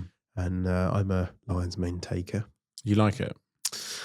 I at first didn't see the benefits, but I didn't fully go into I must take it every day. And I did. I started to, because someone told me you need to take it every day for at least 30 days, and then you'll start noticing things. And I'm there now. And I must be honest, I've had memories come back, not as hard as she was explaining and that I thought I would see. Maybe that's soon to come. But I've certainly had memories come back that I was like, I've not remembered that in the past. And that's what she said would happen, is you'd start having memories of when you were a kid and all sorts of things that you thought you'd forgotten. Yeah. And that has happened, just not as frequent as I thought it would. Also dreams. My dreams, that is something I have noticed. My dreams are wild. Like my dreams didn't necessarily drift off, but they weren't as like, they're a bit mundane. Whereas now they're crazy, and some of them feel real. They feel like you've got a headset on. Wow. Which I haven't felt for a long time. You used to as a kid. I haven't had them in adult life where you fall or... Oh, when you wake up like, oh. Yeah. I have that occasionally. It's horrible. Yeah. Yeah. Proper, just real. Sometimes I wake up and I'm a bit sad that I've woken up. Yeah. You're like, not in that way. Like, of course I want to wake up. Yeah. Like the dream was so good, or I get woken up and I'm like, damn. Wasn't finished. I want to get back to the dream. Yeah. Do the next bit. And then you can't, but you've enjoyed that moment up until that point. So yeah, I have noticed that. So I am testing lion's mane. But yeah, I went on a mushroom research gathering experience. Because as well, psychedelic mushrooms, one of Paul's theories is he believes that's why there was a point where we all of a sudden advanced as quickly as we did. And that when Aborigines were, doing their thing, one of their food sources was finding psychedelic mushrooms in animal poo, animal feces, and they were ingesting them, having these wild experiences and actually tripping to the point that made them come out of the trip and all of a sudden invent new things or new ways of doing things. Because they say, doesn't it, one of the primary psychosomatic effects of psilocybin is to connect parts of the brain that don't usually connect. Hence why people talk about smelling colours and kind of thing. Yeah. They're almost unlocking a cheat code to unlocking slightly more of your brain. Yeah. Which is interesting. I've never done psychedelic mushrooms. I'd like to maybe you'd love it. into that. Maybe. Yeah. Also, I think I've heard that you've got to be ready and you've got to be fully. I think for me, there'd always be an element of worry that it's maybe not going to go so well because there's a bad trip as well. You can. I've had that experience and it's not a nice. Oh, you have. The one thing I would say is be with someone that you really trust. Oh, you've tried? What they call a sitter, yeah. Have you tried? Yeah, I've tried it. Well, not so much mushrooms. I've taken LSD. Right. Sorry, Mum. I mean, we can cut this. No, don't worry. But it's it was a fantastic. I've had some fantastic experiences with that, but I've had some bad ones as well. Nothing that got out of hand. I was never irresponsible with it. Always do your drugs responsibly, kids. And guide. Yeah. But if you do something like that, whether it's mushrooms or acid, which is essentially a synthetic version of psilocybin, as far as I understand it, you want to be with someone that you trust. Yeah. So that if you feel worried or anxious, your friend is there to say, mate, you're fine. Don't worry about it. It's fine. Because then there's someone that is with you, keeping you grounded.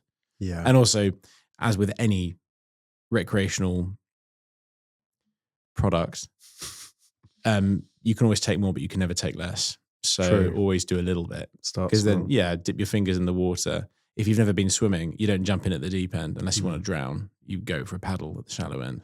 So do that. Do that first. Just see what it's like, and then you can always go from there. Yeah. So yeah, but and that's what I might thought. Really enjoy it. Maybe, and that's what I thought. If I was ever to, I'd start small, then maybe the next Saturday or whenever, bit more. Yeah, for sure. A bit more up until like, yeah, because then you get used to it and you feel familiar with the feeling rather than it.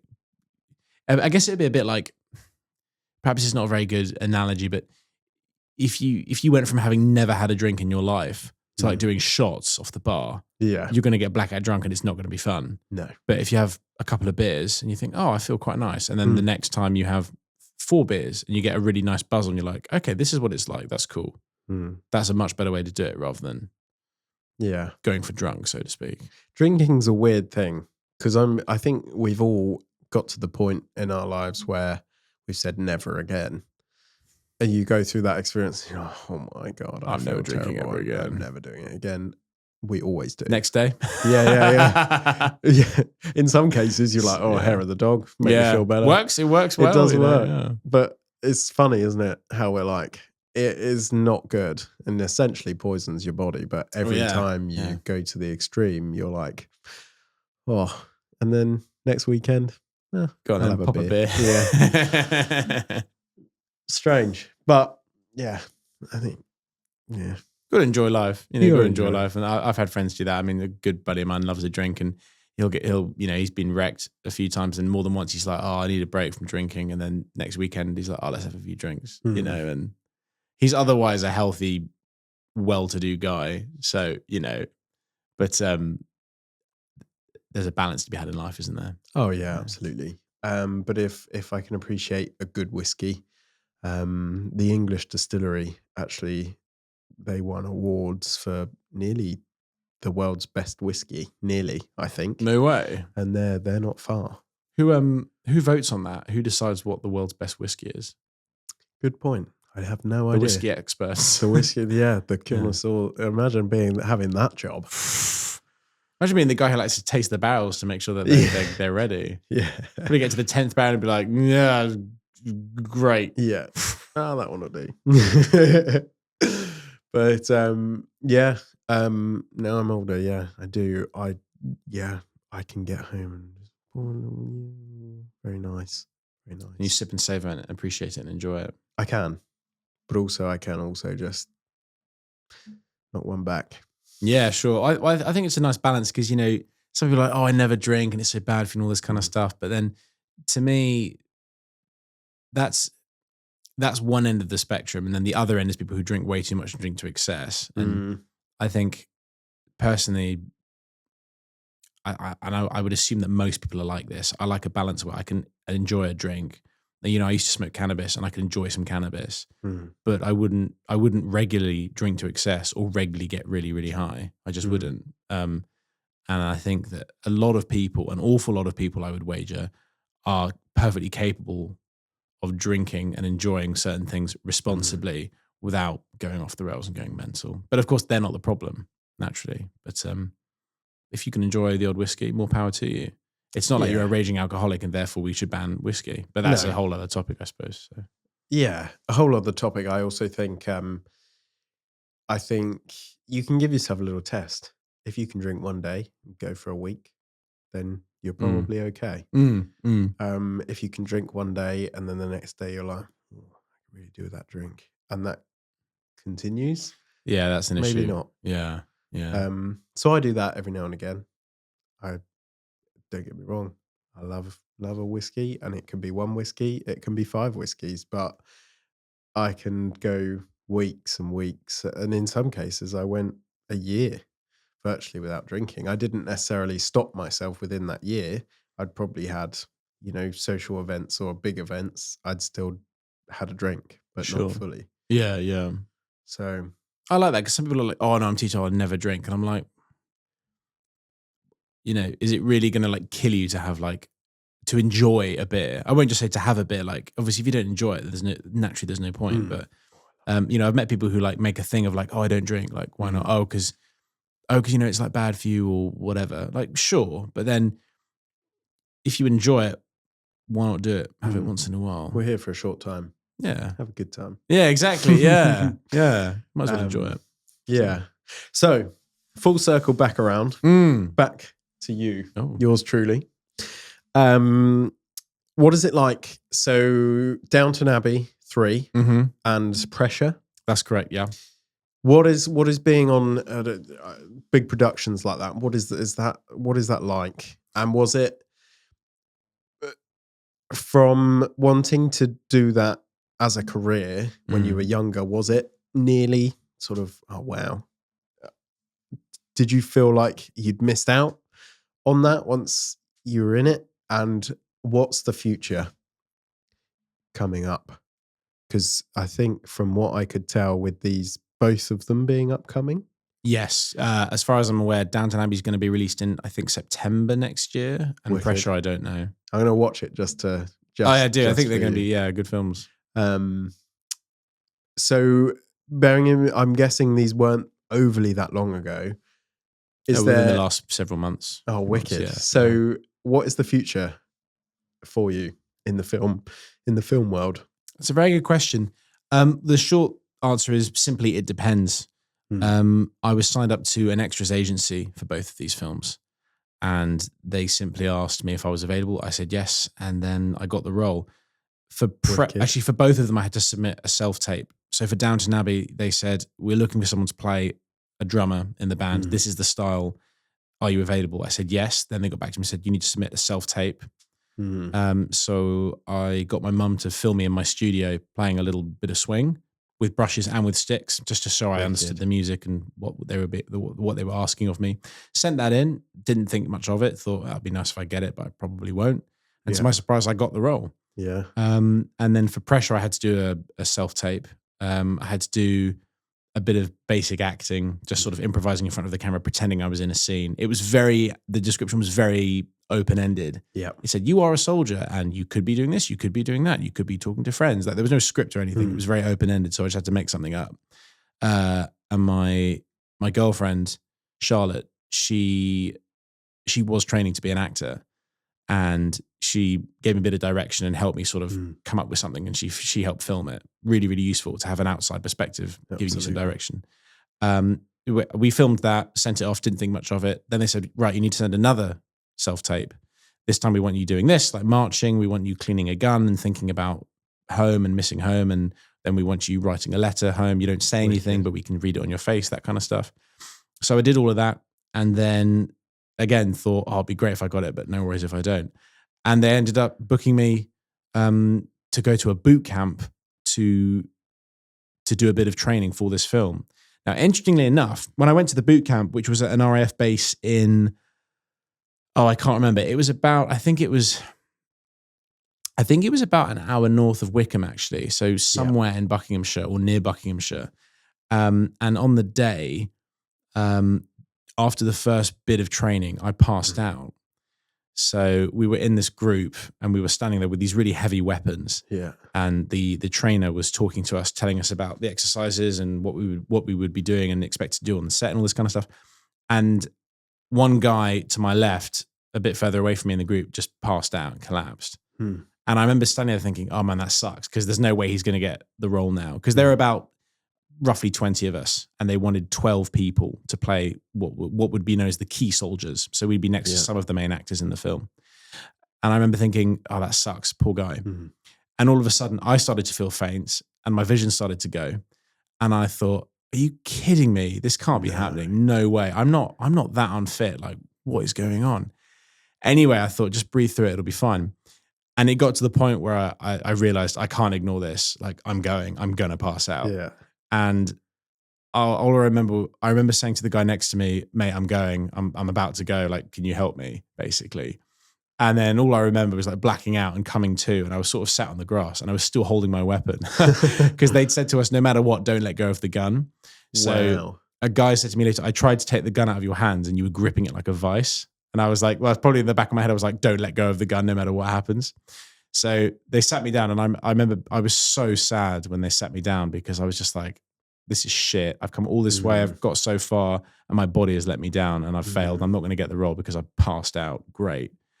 So I speak to the medic, and he reckons it was just the perfect storm of, I had a smoothie for breakfast because I was short on time. Right. So he said, even though it was nice things like oats, milk, blueberries, peanut butter, stuff like that, really nice smoothie. But he said it was basically too bioavailable. So your blood sugar spiked and then it's crashed because we've done very intense exercise first thing in the day, and it's hot and you're holding a heavy gun. All of that has meant that your blood sugar's just crashed and you've just passed out. So I had a Coke, had some crisps and whatnot. And I said, look, can I join back in anyway? And he said, well, technically it's up to you. My official advice is no, but if you want to join back in, then you can. And I said, okay, great. And I said, I want to go back in. I've come all this way. I'm not just going to sit on the sides and give up.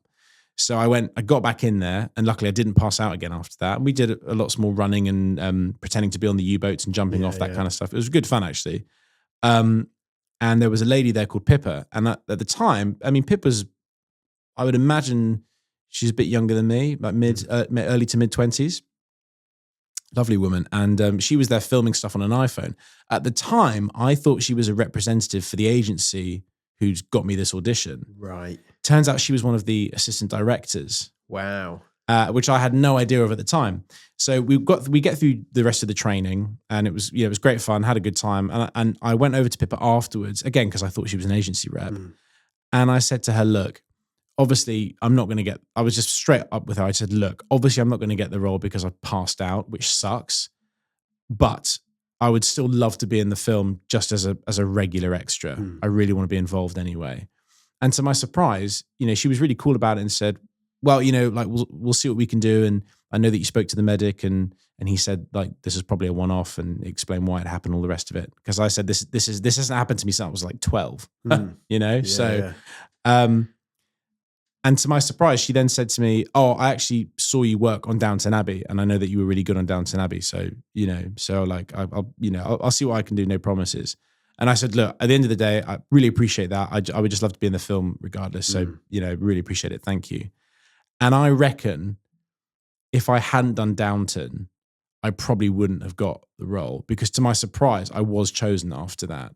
Wow. And I think it was because I was in Downton and I showed up early. I knew my stuff. I played really well, performed well. It was professional, yada, yada, yada. Because I did that. And I also think because I said to the medic, can I join back in? And he was like, yes, you can. I wouldn't, but you can. And I did. And I just really went for it. I reckon because of those two things, I managed to get the role. Wicked. Oh, it's fantastic. It was such a great experience. And, you said what it was like on set. There's a lot of waiting around. Most of it is waiting around. And I remember being on set for Downton, and Hugh Bonneville was at the other end of the room. We're filming this beautiful house. I forget the name. It was run by the National Trust and owned by the Rothschilds, if I remember correctly. Can't remember the name of it. But you can imagine what it's like. It wasn't Downton Abbey itself, but it was, beautiful, beautiful house. And at the other end of the room, we were filming like a dance scene. So when you see the dance scene with some waltzing and stuff going on, yours truly, thank you very much, yours truly is the jazz drummer in that scene. So across the hall, you'd see Hugh Bonneville, Lord Grantham. Doing his bit, doing his scene. And then in between takes, I would just look up and see him on his phone texting. And it was just a really surreal moment. You thought, this is so weird. Like, I'm looking at Lord Grantham and he's messaging someone on his phone. It was really bizarre, but it was kind of cool at the same time. Yeah. And Pressure was similar in that there was a lot of waiting around, but they were fantastic experiences. And the funny thing is, when I was on set for Downton, I was very much in like the musician's mindset, thinking about what I have to play, how I need to perform, following the conductor. The conductor leading that band in the scene is the conductor for the orchestra that records the Downton Abbey music. Wow. Again, I forget the guy's name. Really lovely guy. Probably should have brought some facts with me before I came in, but but he was fantastic. And on that scene, I was very much like my musician's mindset. It was a one-day shoot, loads of waiting around, did the same song about 10 times, break for lunch, and then wasn't used again after that. But it was a great experience. And for Pressure, I did get to do a little bit of acting when the camera was right up close to me. There was quite a lot of improv. So, for example, there's a scene where we're waiting on board some vehicles and we're just having to talk in American accents like that. So just making stuff up on the spot and just talking about random stuff. And I would just make up story after story after story. Yeah. And I remember rapping, which means finishing for the day. And one of the other extras, part of the key group of soldiers, came up to me and was like, man, Jamie, I feel like I know you so well. I've heard about your cousin Billy, your Annie, Joel, all these different characters I just made up. And that was a really exciting experience for me. It wasn't drumming related at all, but it was such a cool experience to do. And seeing the professional actors doing their thing, it was very eye-opening, because the movies that we see and that we know and love, full of magic and wonder, when you're on set, the vast majority of that is gone, because it's just doing the same thing again and again and again in front of the camera. There's still a little bit of magic because everyone's dressed up, you're on a big set, it's on location, whatever it happens to be. That's really, really cool. And it was, truth be told, what I expected it to be. I'd done a few little things on some other shows like Made in Chelsea and a BBC show years ago when I was still at university. And that was similar. Lots of waiting around, action, doing it 20 times over. So it was what I expected it to be. But that being said, it still was a really awesome experience. And I'm very grateful I got to do those things. Because it's quite cool as a working musician to say, yes, I was the jazz drummer for Downton Abbey 3. Yeah. That's cool, you know. Because if you say, I play in loads of bands, which I do, that's cool and everything. But if you say to, your average Joe, I was in Downton Abbey 3 as the jazz drummer, people are like, oh, wow, that's so cool. And it is quite cool. So I'm very grateful to have had those opportunities. I think hearing what went in, I think what's opened my eyes slightly is something that I overlook when watching films, and that is, what actually goes into every character.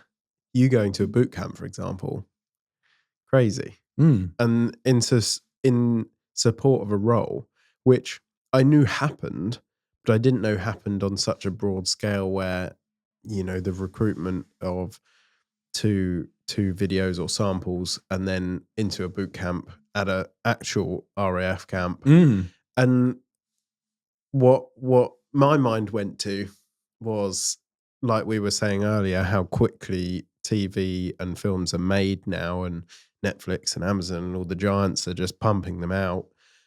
How that's probably going on all the time, everywhere, with loads of people going through these processes of, okay, well, you're playing the role of a soldier.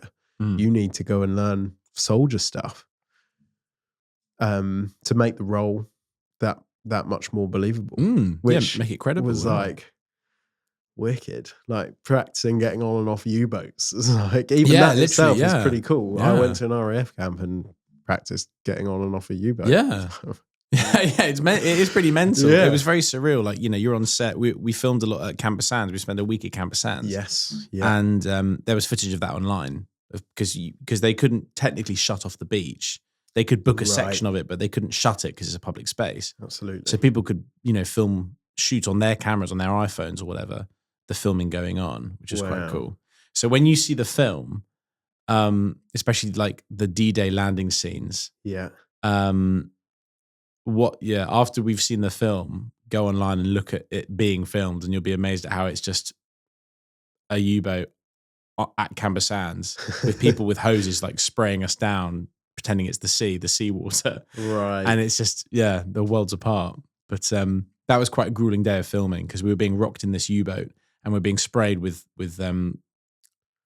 were being sprayed by hoses to emulate being at sea. Yeah. Waves. And it was pretty cool. Like, I'm sure it looked really realistic because it did look realistic. We're all in the full gear with our rifles and our helmets on and everything. Yeah. And we were genuinely freezing cold. Did you pass out? Thank God, no. That thought crossed my mind every day. I was like, because you get breakfast. So I was piling on the breakfasts, just having loads of calories because you need your energy for the day. Absolutely. You're on your feet all day. And if you're freezing cold, you need calories to burn. So I'm really looking forward to seeing both of those films because in Downton Abbey, I'll be in it for maybe 2 seconds, but I'll be like, there I am. I've been immortalized. And in Pressure, if I'm lucky, I'll definitely be in a few scenes. If I'm really lucky, maybe I'll have a close-up. Maybe. If I'm really lucky, you'll hear my American accent. But wicked. I'm not holding my breath. Yeah, me too. It's going to be fun. So have you heard when Pressure's going to be released? No. I did Google a few weeks ago the release date, but I couldn't find anything. It didn't. I don't think from my research it said anything. Okay. So yeah, I guessed it was because obviously you said you'd been in Pressure and then Downton Abbey. It took a minute because there was a couple of different things when I typed in Pressure, but I worked out that they were quite a while ago and that it was probably this upcoming Pressure about and what it was about. And I thought, that sounds a bit up there. Oh, I see what you mean. Yeah. I'm Googling. So yeah, congratulations. So thanks, man. Anything, obviously these were, with an agency and things, but now you've done Pressure and Downton Abbey. Do you think there's potential horizons for future film work? Or I think, yes, there definitely is, but I don't think having done these projects that necessarily in and of itself increases my chances of getting more work. Okay. That being said, I might go for another role, for another film, and then one of the assistant directors might say, "Oh, you're Jamie. You were on such and such a film." That does happen, of course. Same with music, like knowing people and that kind of stuff. Absolutely. I would love to do more work like that. Absolutely love to do it. And did it make you?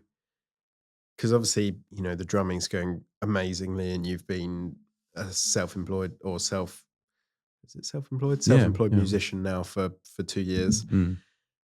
Has it made you think, oh, you know, love doing the drums, I'm completed in that, but if I've got a few side acting gigs here, I'd equally love to do that. And 100%. Yeah. I would love to do that. And the funny thing is, you know, pretty much all of the extras work I've done, I'll make more money standing around all day than I will for most of my gigs. Because you can get paid quite handsomely, especially for something like Pressure, where you're having to wear often a full-bodied wetsuit and you're doing special action scenes. So not quite stunt work, but getting there on a very low basic level. You know, you get a lot of payments for different things. So for example, like there's a category called wetting down, which I think is a Cat C payment. So they'll pay you extra for that.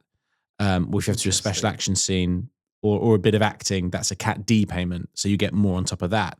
Wow. And then if you do a continuous day, your overtime kicks in 2 hours early, that kind of thing. So all these payments rack up quick. And if you start at, say, 5 a.m, you get an early call payment on top of everything else. So all of these payments rack up quick. Wow. And you can make several £100s in a day, which is fantastic. Wow. But yeah, the money can be great, can be really good. Yeah. I also find the work genuinely enjoyable. I find it all fascinating.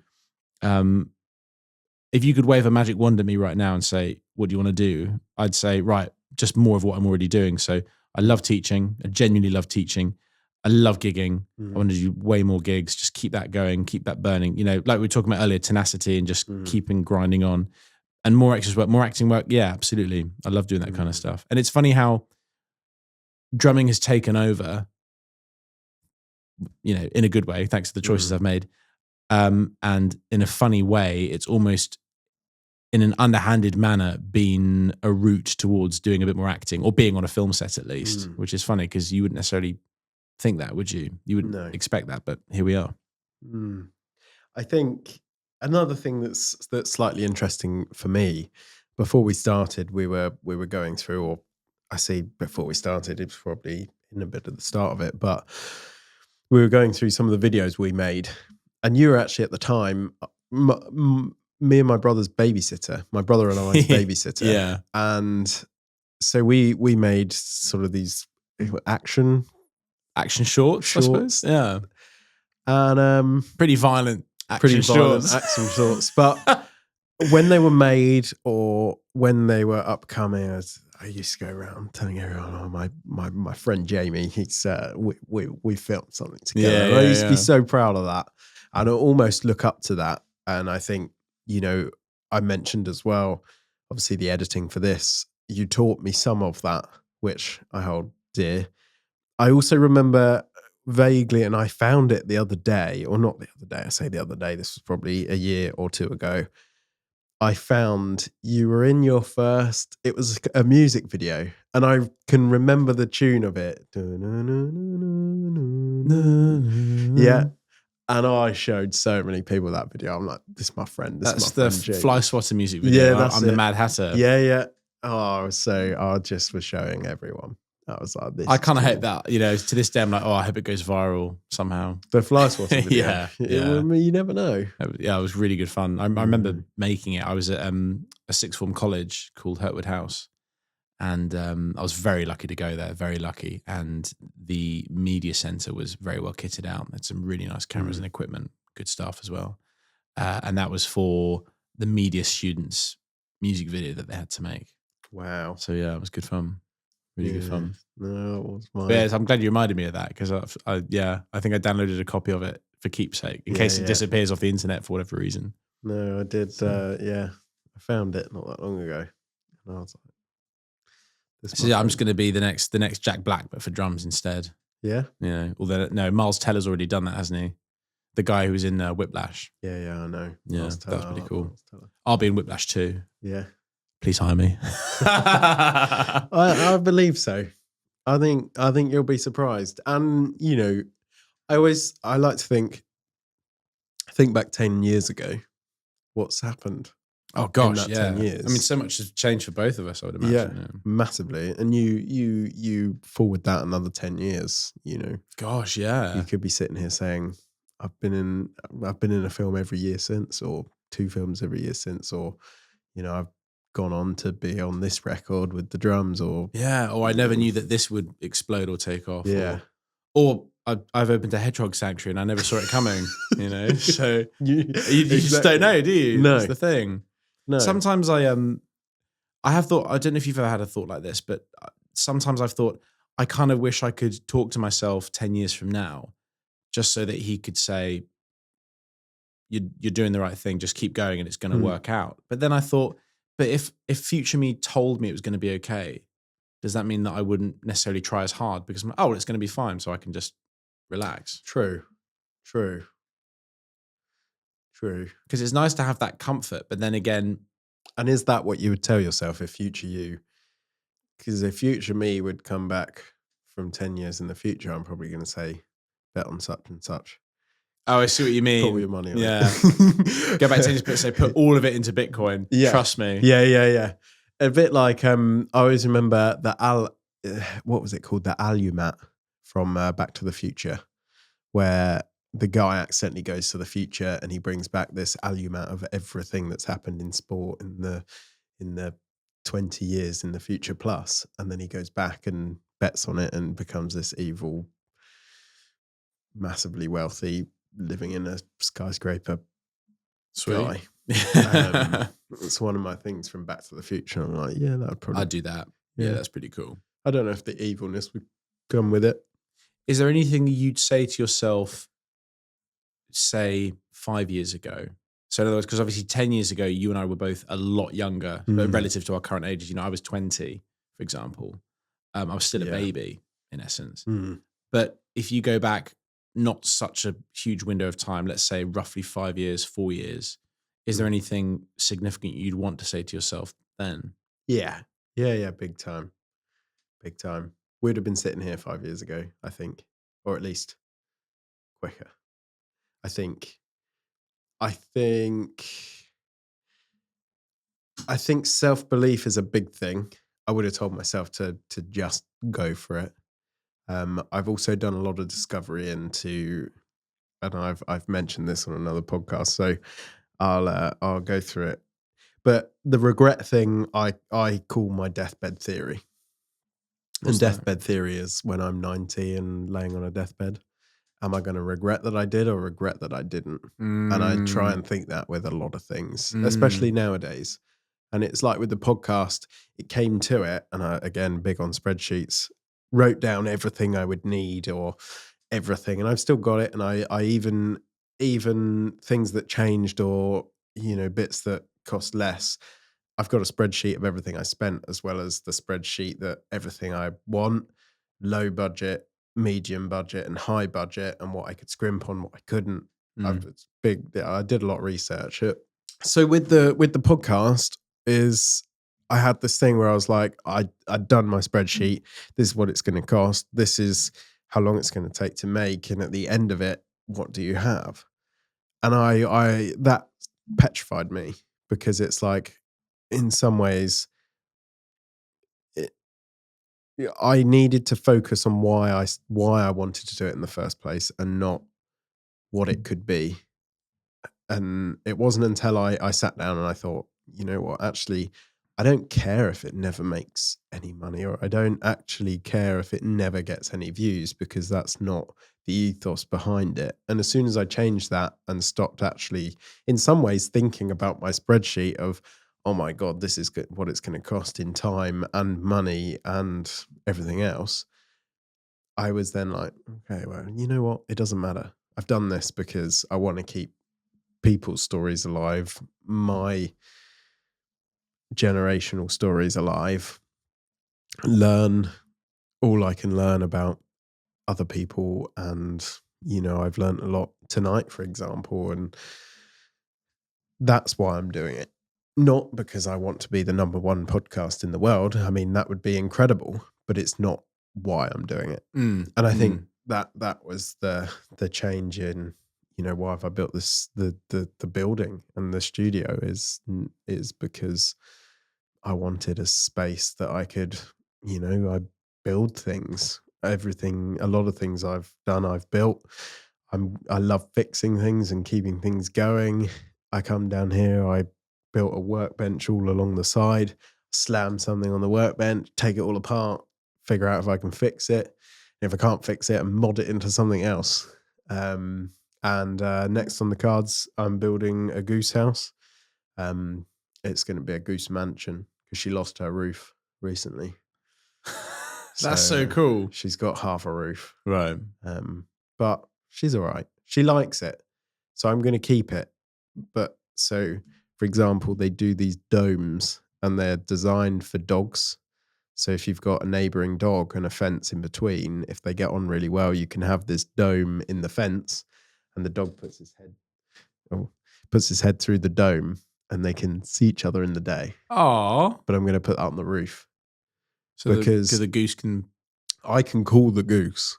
I call it. And it's like, oh, it's breakfast. Really? Yeah. But what it does now is if it's still in bed, it sticks its head out the roof and it goes, oh, it is breakfast. I'm coming. So I want to keep that. So That's great. This dome is going on its roof. So Smart. It can still go, oh, yeah, breakfast. It's breakfast. Yeah. Yeah, 2 rashers of bacon and a couple of fried eggs. Layers pellets. Which is probably just ash and corn and... Delicious. Yeah. Sounds good. That's great. But That's they such love a good it. idea. She's also going to have a PIR light because sometimes she's a bit adventurous and pushes the boat out and risks her life to foxes. And she stays out a bit too late. What's a PIR light? It's a motion censored light. Oh, is it something infrared response? Yeah. Yeah, something. I was gonna if it's wrong, the comment section is gonna be wrong. Yeah. You can edit in and put it in afterwards. Yeah. Oh, yeah, AI. Jamie, that's the. Yeah. There'll become a point, I think, where editing will become null and void nearly. Probably. I mean, AI. I mean, I've never looked into this, but I've come across some videos that say, "Oh, learn how to edit your videos with AI or edit your podcast with AI." And I mean, I'd love to be able to just give it my footage from my gigs, for example, and just go, "Yeah, can you make me like 3 or 4 roughly 20-second clips in Instagram format to pick the best bits that are going to get me the most views?" I'm sure that will come eventually. Yeah, but it'd save me hours of time. Not that I like to record my gigs so I can review everything and see how I'm playing and think, okay, well, this song didn't go as planned. Why not? Or something happened at the end of this song. What went wrong? Or that was a great ending to this song. That was really tight. Let me take a clip from that for my Instagram, take the best bit and look good naturally. But it does take a lot of time. You've got to go through the footage, edit it, render it. Yeah. So, and it's like the podcasts, for example. It's easy to get to the point where it's all clipped into who's speaking and, the cameras are changing. But you have to watch the whole bit back to know which bits you want to take out. For example, we went to the toilet halfway through. That needs to be taken. That's probably an easy bit because you just scroll through until we're not there or there's silence. But yeah, you got to watch, for example, however long this is, you've got to watch all of that. And edit it and then go through it again and all the rest of it. Yeah. It might come a time when in the future, you'll be able to hire someone to do that for you. You never know. In the future. I doubt that, what's his name? Who's the number 1 podcaster in the world? You've got Rogan. Does Rogan edit his own podcast? I doubt it. Yeah. He's got a Jamie. Has he? He has got a Jamie. He's got a Jamie. Everyone should have a Jamie. Yeah. Where he's like, oh, Jamie, what was that? Can you bring it up? And that's why I've got a TV in here. That was a Rogan inspiration, that was. Because I do like the idea. On screen I was tempted. I don't think I'm quite at the point yet, but I was tempted to have some of your drumming footage on the screen. Oh, sure. But I'm yet to do my testings to know how well that's going to comes through on the mic and etc. Well, we can do it again when I come back and we're both famous. Well, this is what I was going to move on from, is interestingly talking about going back and telling your future self. What I would find incredibly interesting is, hopefully, touch wood, this podcast is still going in 10 years and you can be a guest again in, or maybe not even that long, 5 years maybe, and come back on and we can go, so 5 years, how that's what's happened? And that would be pretty wild. Yeah. But I'd like to sort of spin back around slightly. So some of your past experiences have obviously shaped the future, and some of your past jobs, occupations have been reasonably interesting. I think from what I've read, a big turning point for you was Sotheby's, based on what it allowed you to do moving forward. Yeah, definitely. So that was in the art space? Yes. So Sotheby's is one of the biggest art dealers in the world, and they hold international auctions. They've got offices and galleries in Paris, London, New York. Those are the biggest. And they sell art. They auction off art. Wow. They have a real estate section to their business as well. And they also sell cars as well, like the cars, supercars. But primarily their business is art. I didn't know that. Yeah. I was an art handler for Sotheby's for 4 years, and it's one of the best jobs in terms of working for someone else that I've ever had. Wow. I started there 2020. No, I was there during COVID, so I think I started in 2018. And I left towards the end of 2021. So I was there a good 4 years. Wow. And I loved it. I really enjoyed it. And the funny thing is, earlier on, when we started having this conversation and you spoke about the lady who went back to college and did a lot of different studying, and then a lot of her skills came in useful to help rescue hedgehogs. Yeah. Slightly similarly with Sotheby's, all the jobs I'd done up to that point actually played a part in getting my job there. Interesting. So, for example, I worked for a marquee company. Yes. So that showed I was very good handling a lot of physical stuff, whether it's big crates, big canvases, handling stuff safely and properly. I knew all about that. Or working in a kitchen as a commie chef. Super stressful, super intense environment. Pressure was no problem. Working as part of a team, no problem. Of course. Having a degree in drama and theatre showed I had a background in the arts, but also it showed I could read and write very well.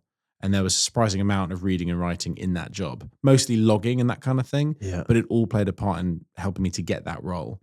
And it's thanks to having the job at Sotheby's for 4 years that I was ultimately able to fund the studio that I've built. And now I work in full time and have done so for 2 years.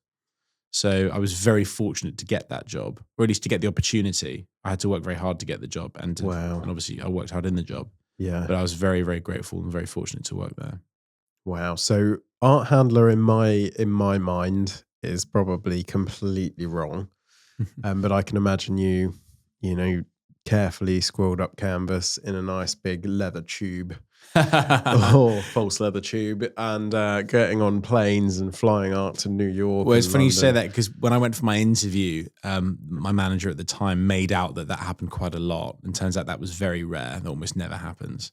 I think the most I ever did was go with a colleague of mine to take a piece of artwork to a deworming place where they beam whatever it is with, like, whether it's a chair or a table, we get lots of furniture as art, or a canvas with very special light, and that kills any infections, and it's very clever stuff. Oh, wow, like woodworm and things like that. Exactly. And that, the furthest I ever went to deliver a piece of work was that all of half an hour's drive. Factory. But the anti-worming factory. But the fancier term for my role was gallery technician. So I got to work in pretty much every department at one point or another. Wicked. So I got to see it in, unbox it. I got to see it out, rebox it. Nice. My favorite part of the job was hanging the artwork. I loved putting pictures up on the wall. It's very satisfying. Yeah. The specialist will tell you where they want everything, and then your job is to hang it as quickly, as efficiently, and as safely as possible. Nice. And it was so satisfying to hang everything up. The lighting engineers would come and light everything. And you'd stand back and you go, oh, this looks so professional. And it does. They do a fantastic job. Wow. And hanging like a Picasso that's worth $20 million, that's satisfying. That's really cool. Sometimes we would have artwork that was worth more than that. Like we're talking tens upon tens of millions of dollars. And I've had the opportunity a few times to handle that artwork, but when it's that expensive, usually I said, nah, it's okay. I'll let one of the senior members. I had the opportunity, but I thought, do you know what? It's not worth it. If it's that 1 in a million chance where I drop it and it cracks the corner or whatever, that's my career and potentially getting sued, and I'm not interested in that. No. I'll just watch. Yeah, I get that. I think there's a level to where it's like I've seen some of the car auctions that they do and some of the classic car auctions, and you get the rare Ferrari that's worth 20 million. And it's like, imagine being the guy that drives that onto the podium type. But you know what the funny thing is, Joe, is that there have been times when we've installed those cars into the gallery, and at Sotheby's New Bond Street gallery in London, it's quite a tight entrance because it opens out onto the street. And to get the car in, you have to be very careful about your steering. The number of times we've had people deliver those cars, and it's literally their job to deliver those cars, not steer very well, blew my mind. Yeah. So for example, like we'd be sitting in a car and my manager would be there. He'd have to be there for insurance to oversee it and everything. And he's saying to the guy, right, left hand down, left hand down, more, right, stop, forwards. Wow. Okay, back again. And I just thought, oh my God, I could do a better job than this guy. Not that I would want to. I wouldn't want to take his place in case anything goes wrong. But it just amazed me how some of these people, it's literally their job to deliver like a supercar, and they can't even reverse it properly. And I just thought, how did you end up in this position? How did you get this job and you can't even do this? It wasn't easy, but I just thought it blew my mind. But I think we'd all be amazed at some people who are in certain positions that they probably really shouldn't be in. Yeah, true. I mean, I'd quite like to deliver a few supercars. I'm sure you'd probably do a better job as well. But maybe it comes to there's a certain criteria of things that when you're under that pressure of getting that car through that really tight gap, and in your head that this car's worth $5.5 million. That's a good point, actually. Maybe that's the case. Maybe in a similar scenario to attempt to take the stick out of my own eye, so to speak. There've been times when I've played a gig and I've nailed the really difficult bits that I'm worried I'm going to screw up, and I've nailed it.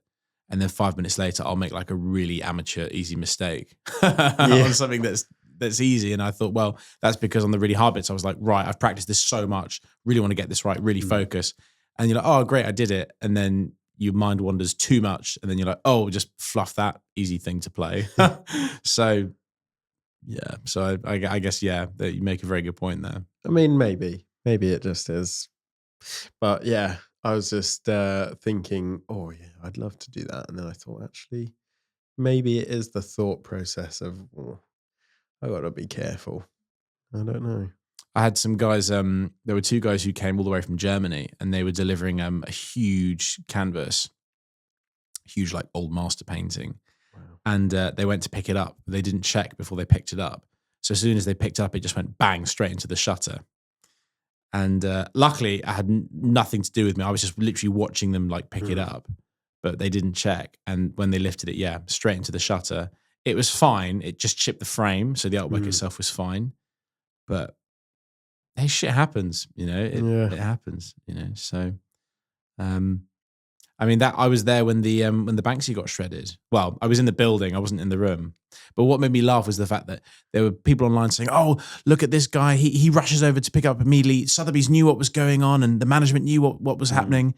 They didn't have a clue. No one knew what was happening. And it makes me laugh because obviously I worked there, and I knew that no one knew what the hell was going on or why this had happened. They just wanted to get it off the wall and get it out of the public eye for obvious reasons. But then it made me laugh to read all these conspiracy theorists online saying, oh, Sotheby's knew about this, and look at the way that the gentleman with the beard takes it off the wall. He clearly knew this was going to happen. I know that guy personally. He had no idea it was going to happen, you know? But it's funny how you witness something firsthand and then see other people's reactions to it. 100%. 100%. I forgot about that. It was, so do you think Banksy was there somewhere with a little button that...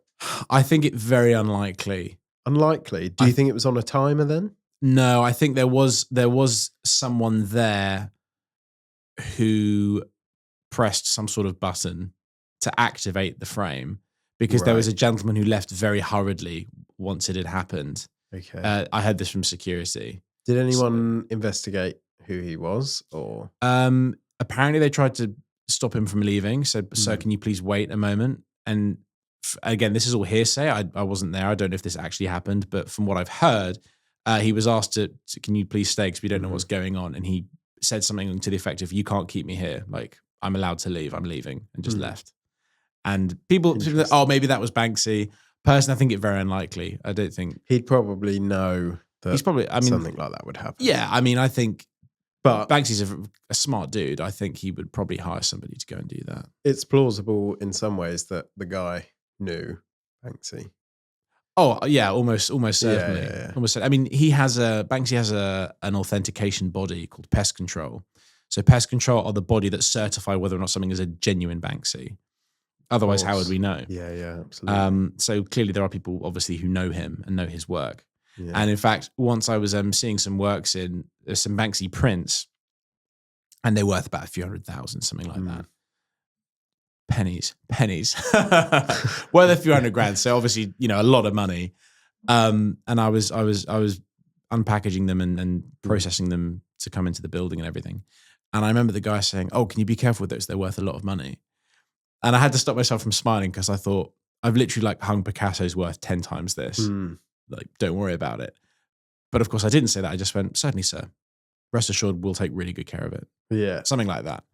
But listen to me sitting here being like, "Oh, I've handled Picasso's, I've done this and I've done that." But it is interesting. Someone's got to do it. Someone's got to handle it, And I think it was a really important part of my life. It was a really, really interesting job, and like I said, it helped me build the studio, and I really enjoyed working there. So wow.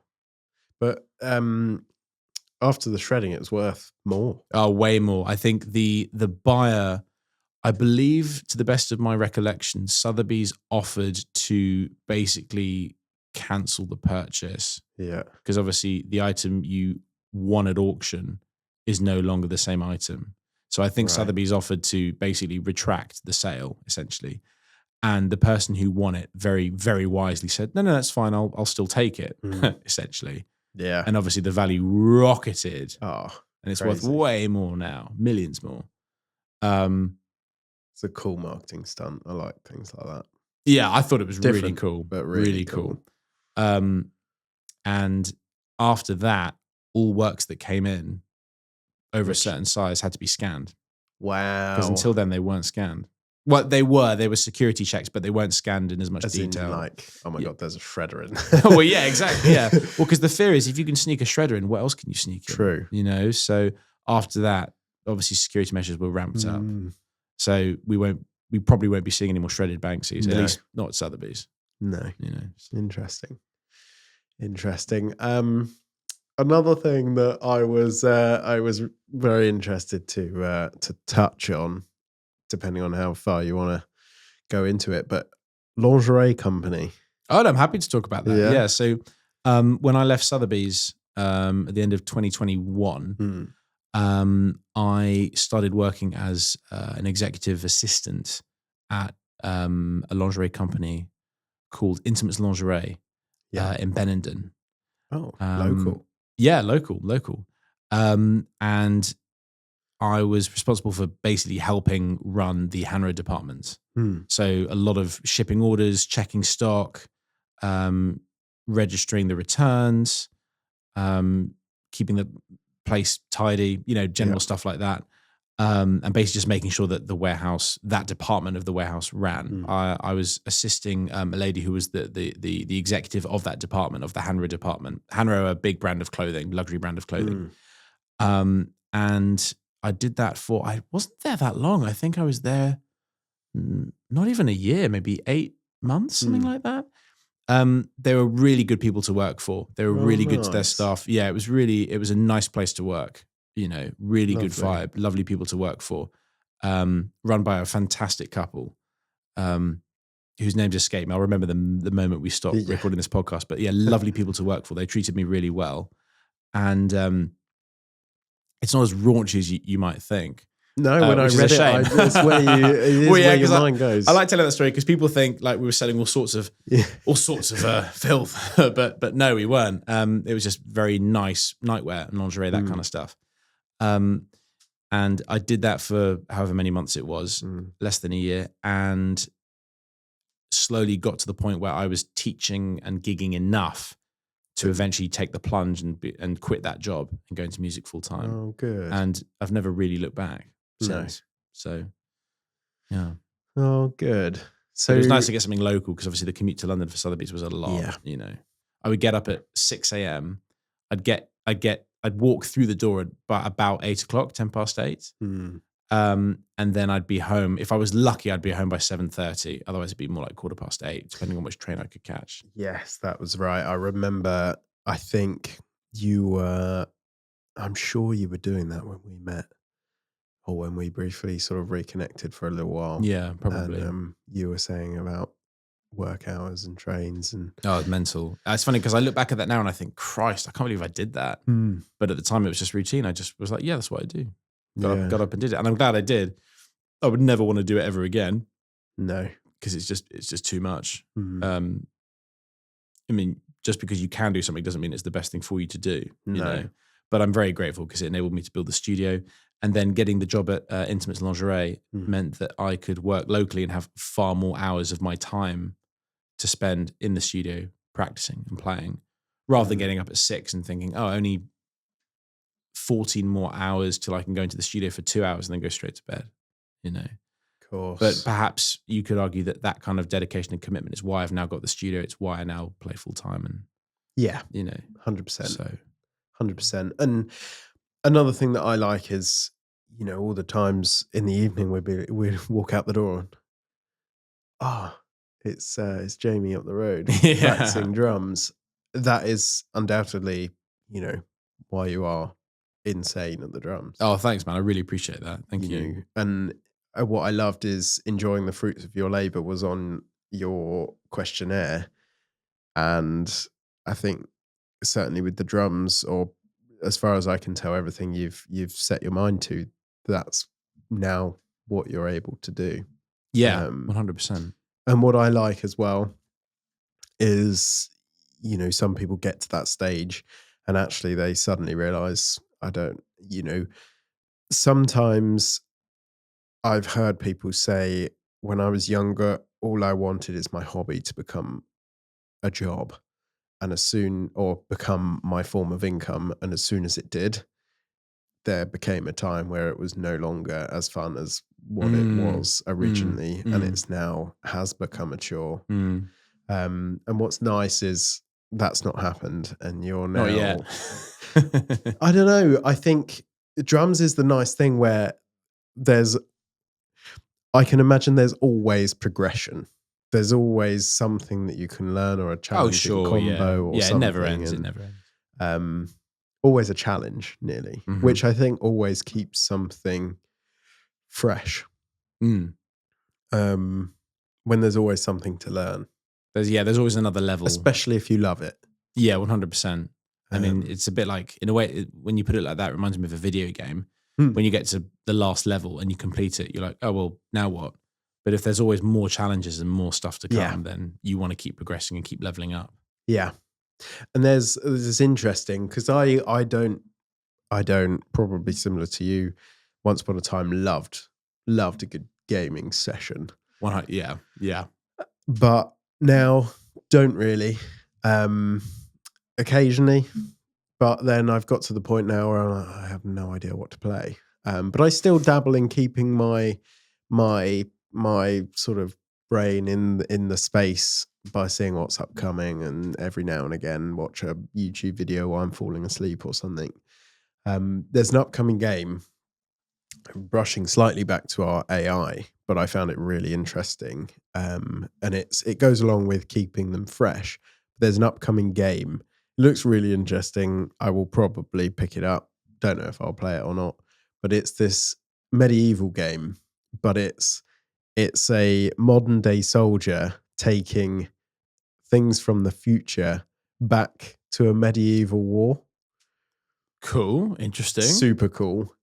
So there'll be these people on horseback with spears and swords and like thousands of soldiers, and you coming back with a car and a gun and really cool concept. But what's interesting about it is that no two wars will ever be the same because every character is AI generated. So they actually think for themselves and adapt based on the scenario and whatever you bring back from the future, which is really, really interesting. Because otherwise, how would you keep a game like that fresh once you've bought everything you've wanted to bring back? As you know, the game, I don't know how it's going to work with a story or how it's going to unfold or what you can bring back or the limitations. But once you've bought everything back, surely it's just the same war. But actually, if they can think for themselves and each run, they may defeat you in a new way. And you're like, almost like a game of chess in that there are finite rules and there's only a certain number of things that can ever possibly happen. But it's like billions of possibilities, if not trillions. And I found that really interesting. I'm like, actually, that is really cool. If games start bringing AI to the NPCs, how cool will that be? If they can actually live change based on what you do as a character, because we all play video games differently. How cool is that? There'll be fewer rules. I mean, you think about you and me growing up with video games. Let's say that you're playing, I don't know, GTA and you have to steal some boxes or whatever. What happens if you just stay in the house until morning? Or let me go back in the room again and again and again. And just with AI, who knows what the possibilities are? Instead of the NPCs not doing anything because they're not scripted to, they're not supposed to. Instead that they might say, why you keep coming into the same room? What are you doing? You know? That is, and that's a really exciting aspect of AI. I'm future of gaming. Excited. I'll read the I'll quickly. Oh yeah, please do. Because people have already submitted YouTube videos, haven't they, about where they'll talk to characters in games that are represented, played by AI, so to speak, and they'll have conversations with them. I think that's really, really fascinating. Yeah, it's an awesome concept. And when I read this, because I was in the back of my head thinking, it's a good concept, but there's only so many times you can bring a car back to the Dark Ages. And win a war by just driving a car through it. Before it's like, I've done that. Kingmakers, it's called.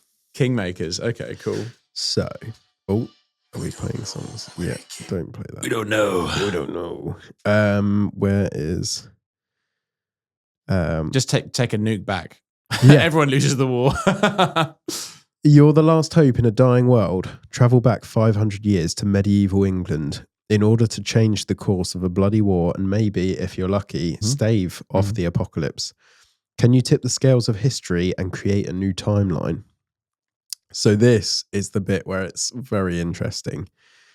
Each battle you engage in runs as a fully real-time simulation with thousands of soldiers fighting at the same time. Every soldier on the battlefield is controlled by a next-gen, multi-threaded AI, which controls their decision-making, pathfinding, and loyalty.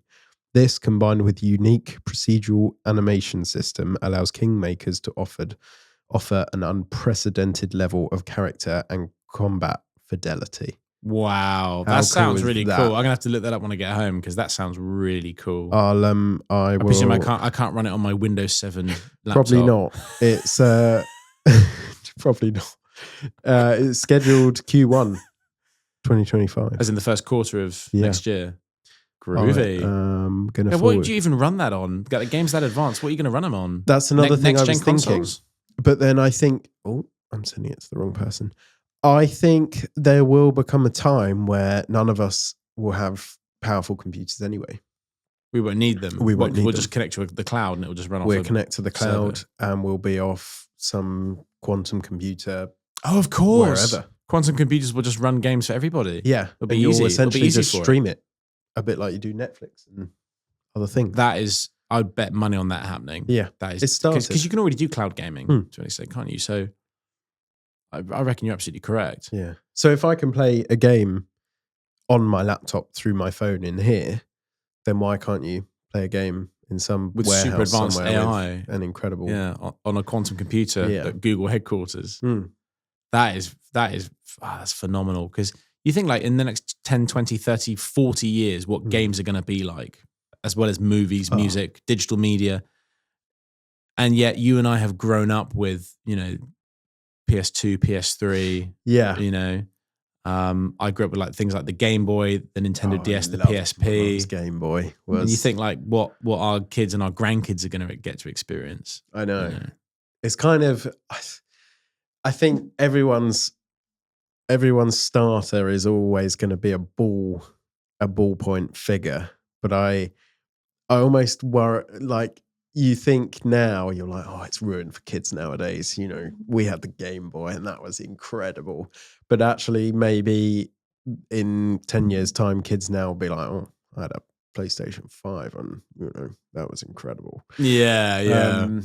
But then in my head, I'm like, oh, you had to experience like the Game Boy and Mario, and just something was just amazing about that. I think because it was so revolutionary. It was such a change. It was such an upgrade. A bit like, if you go from, say, the iPhone 12 now to the iPhone 14 or whatever, you're like, oh, cool, yeah, it's new. Yeah. But imagine going back, 10 years and going from your Nokia flip phone to the first iPhone. That's a huge change. That's enormous. I remember the feeling. I went from my Sony Ericsson Walkman with it flipped out, and you had like next song and play and pause on the front, right? And that was cool back then. Yeah, back in the day, I was some wizard. And then it didn't take long before everyone had. In my sort of realm of technology, we skipped 1 and 2, and everyone all of a sudden started getting the iPhone 3G, and that was then a thing. Yeah. And everyone's like, oh, you seen this phone? I can play like word search and stuff, and all of these games. And yeah. like, oh, that's cool. I mean, I still remember playing like Snake 2 on my dad's Nokia. Yeah. How good was Snake? Like, oh, Dad, you've got Snake 2. Wow. Oh. Yeah. I love mental Snake. to think, isn't it? And like now what we've got, you can play all the 3D games in your pocket on your phone, as well as play music, search the internet, do everything else. Do almost anything now. You got wisdom at the end of your fingertips every day. I just spoke to a good friend of mine about this the other day, and we both chatted about how, on the one hand, that's incredible and wonderful, but on the other hand, it's also making us lazy and arguably a bit dumber, because we've got all the world's knowledge essentially at our fingertips, anytime, anywhere. Why bother remembering anything? Why bother learning anything? Just pull out your phone and give it a quick search. But I suppose remembering things and also being able to intelligently solve problems, that is its own reward. In other words, your thought process is its own reward, rather than simply remembering facts and figures. In other words, being able to, for example, solve a problem, you can't necessarily always Google, how do I fix this problem? But you can easily Google, oh, what year did so-and-so get married?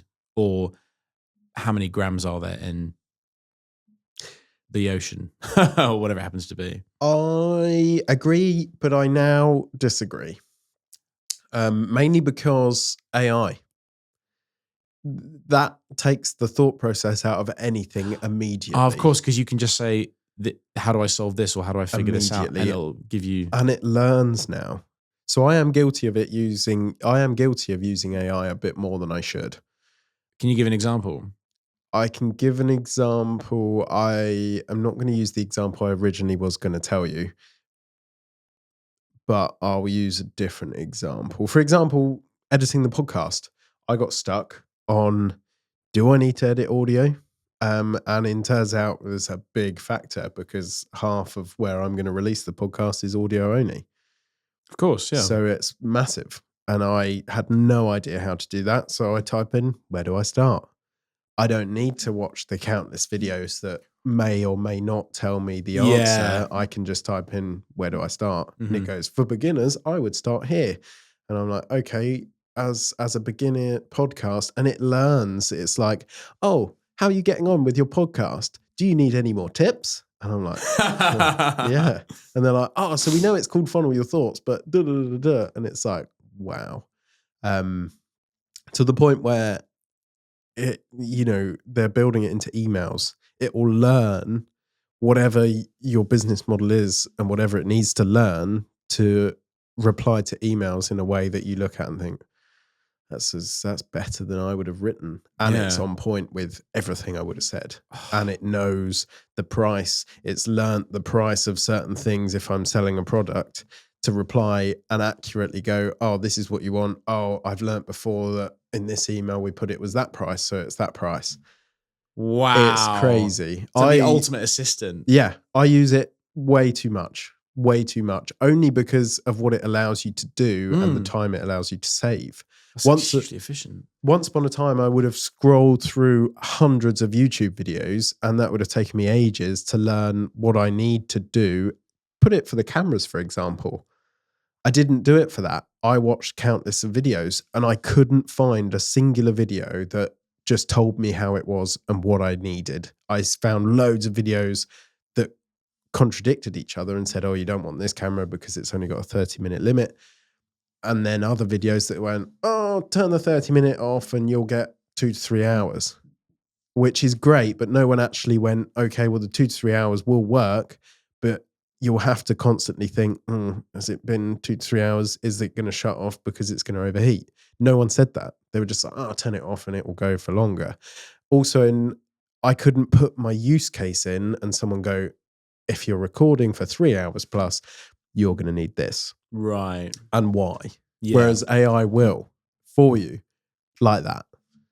So when it came to, do I need to edit audio? I don't want 2 different videos going, oh yeah, if this or yeah, if that. I just want to know now. And you want to know the correct information. Exactly. Just like you said earlier about people who, all the fitness gurus, all saying different things. You ask AI to sort through the wheat from the chaff and just tell you what you need to know right now to save you hours of time. Exactly. I think that to me is worth its weight in gold. It is incredible. And it's been incredible for me, but it does take I don't need to think in depth about certain things sometimes because it's easier to just type in a few lines on an AI website and figure it out and get the answer that way. And it's learned so that it remembers everything I've asked it so far because it's on my account, so that next time I ask it, it knows about the podcast. It knows I've already asked it about audio and certain other things. And it's like, oh yeah, so your Funnel Your Thoughts, you're doing it because of your grandma. And it does. And it's so wild how it goes, oh, we know about the ethos and your grandma and things. And this is where we target. And you can be like, okay, I'm ready to go live with the podcast. How? Or how should I market it? Or how do you give me steps to guarantee that it will be, or not guarantee, but give me the best steps to increase my chances of my podcast being successful? And it will go, here's 10 steps. Here's what I would do. It's I know we've gone for a full loop back to AI from a video game, but it's just interesting. What is scary, a little less on AI, but I was watching a podcast the other day. I can't remember who it was that was on, but he was suggesting that our eyesight is getting a lot worse. I've heard about this. Because we're just at screens all the time. All the time. You're focusing short rather than long. Attention spans, 10 times worse because... Sorry, what? Attention span. Oh. Terrible joke. I'll see myself out. No, it was a good joke. I like it. But you're right. Yeah, because, shorts or short form content has become massive. TikTok, YouTube Shorts, following the trend of TikTok. Huge. I'm a big long form video guy. I don't go, I'm one of the niche. I don't go on TikTok. Another do I, to be fair. if I do, it's to post a video to do with the podcast or to do with the workshop or something, and then I come off it. So they hate me. They haven't worked out who I am and shoved me videos to keep me. Make sure Instagram, you keep your account very secure, because my account one day just didn't exist. Really? I'd tell you that, but I don't really. Basically, I had an account with them. I posted drum videos, and then one day it just said this account doesn't exist. Reset your password. So I'd type in my email and it would say there is no account with this email. And so all of a sudden I just couldn't log in. But then I would find my own TikTok videos and they were still there. As far as I know, they're still there now. But I Googled this and apparently it's happened to other people. Whether it's a glitch or they want you to stop posting. I mean, you could always start another account, but so just, I don't know. Be wary. It's annoying that it is, it is a way of getting the views and the hits because everyone uses it. But, there's people that their career is helping you learn how to get a hook in the first 3 seconds is everything, and keeping that hook so that people watch your full short. Well, this is why so many videos I learn, like, watch till the end, ha ha ha. And it's like, that's a cheat code way of keeping people's attention span. But there's now a thing that we are getting dumber because 90% of all the content on these short form apps or platforms is brain rot, is what they're called. And that is now, I think it's the word of the year. Brain rot. Or the most used word of the year is brain rot. Gosh, it's quite scary, isn't it? Most of our content is just brain rot. Rubbish. I guess that's why so much trash TV is. Maybe it's trash TV, but it's still popular. Big time popular. Mental. I mean, I get the impression because you said earlier that you listen to a lot of podcasts, and you like long form video content. So presumably you like watching informative, useful videos. Yeah. Don't get me wrong. I enjoy the odd bit of more entertainment videos, but I'm still learning something from that. And when I say entertainment videos, I've got this guy who is a spear fisherman in Australia. Wild, some of the stuff. It's almost like a documentary's worth of content in his 1 20-minute video, and you finish that thinking, oh my God, I want to go and learn how to free dive and all these different fish. And the other day he was following around this mammoth sea snake, and I'll send you the video in question, because he went into the shallows and he was meters from him are just these different species, and then this crab that looked like a rock, and he was like, I see this little guy moving, and he's like just a rock. Wow, amazing, but it's also terrifying because it looks like a rock. The sea in general. Like the video after that, he's got a transparent kayak that he films on sometimes. Transparent, that's cool. Yeah, and he's just in the middle of the ocean, quite literally. And all of a sudden these group of 3 whales, and he's the side not just of their rear fin, half of the fin. That's how big he is in comparison to these whales. And he's just on his... But what he didn't realize is following the whales is a great white shark. Oh, shit. And he's literally this great white shark eventually just circling him over and over again. But while he's filming this, in his sort of post-editing, he's explaining that the reason the great white's there is because once they get to the top of the food chain and their final challenge and what helps them grow is they'll actually follow groups of whales while they migrate. And so that what they're hoping is a baby whale gets tired and eventually gets weak and dies off, and they'll eat the baby whale. Ooh. And that's almost them progressing to the top of the food chain in the ocean. Wow. But it's like he's literally put his GoPro under the ocean, and this great white is literally from me to you away. Terrifying. And he's in the middle of the ocean in a clear kayak.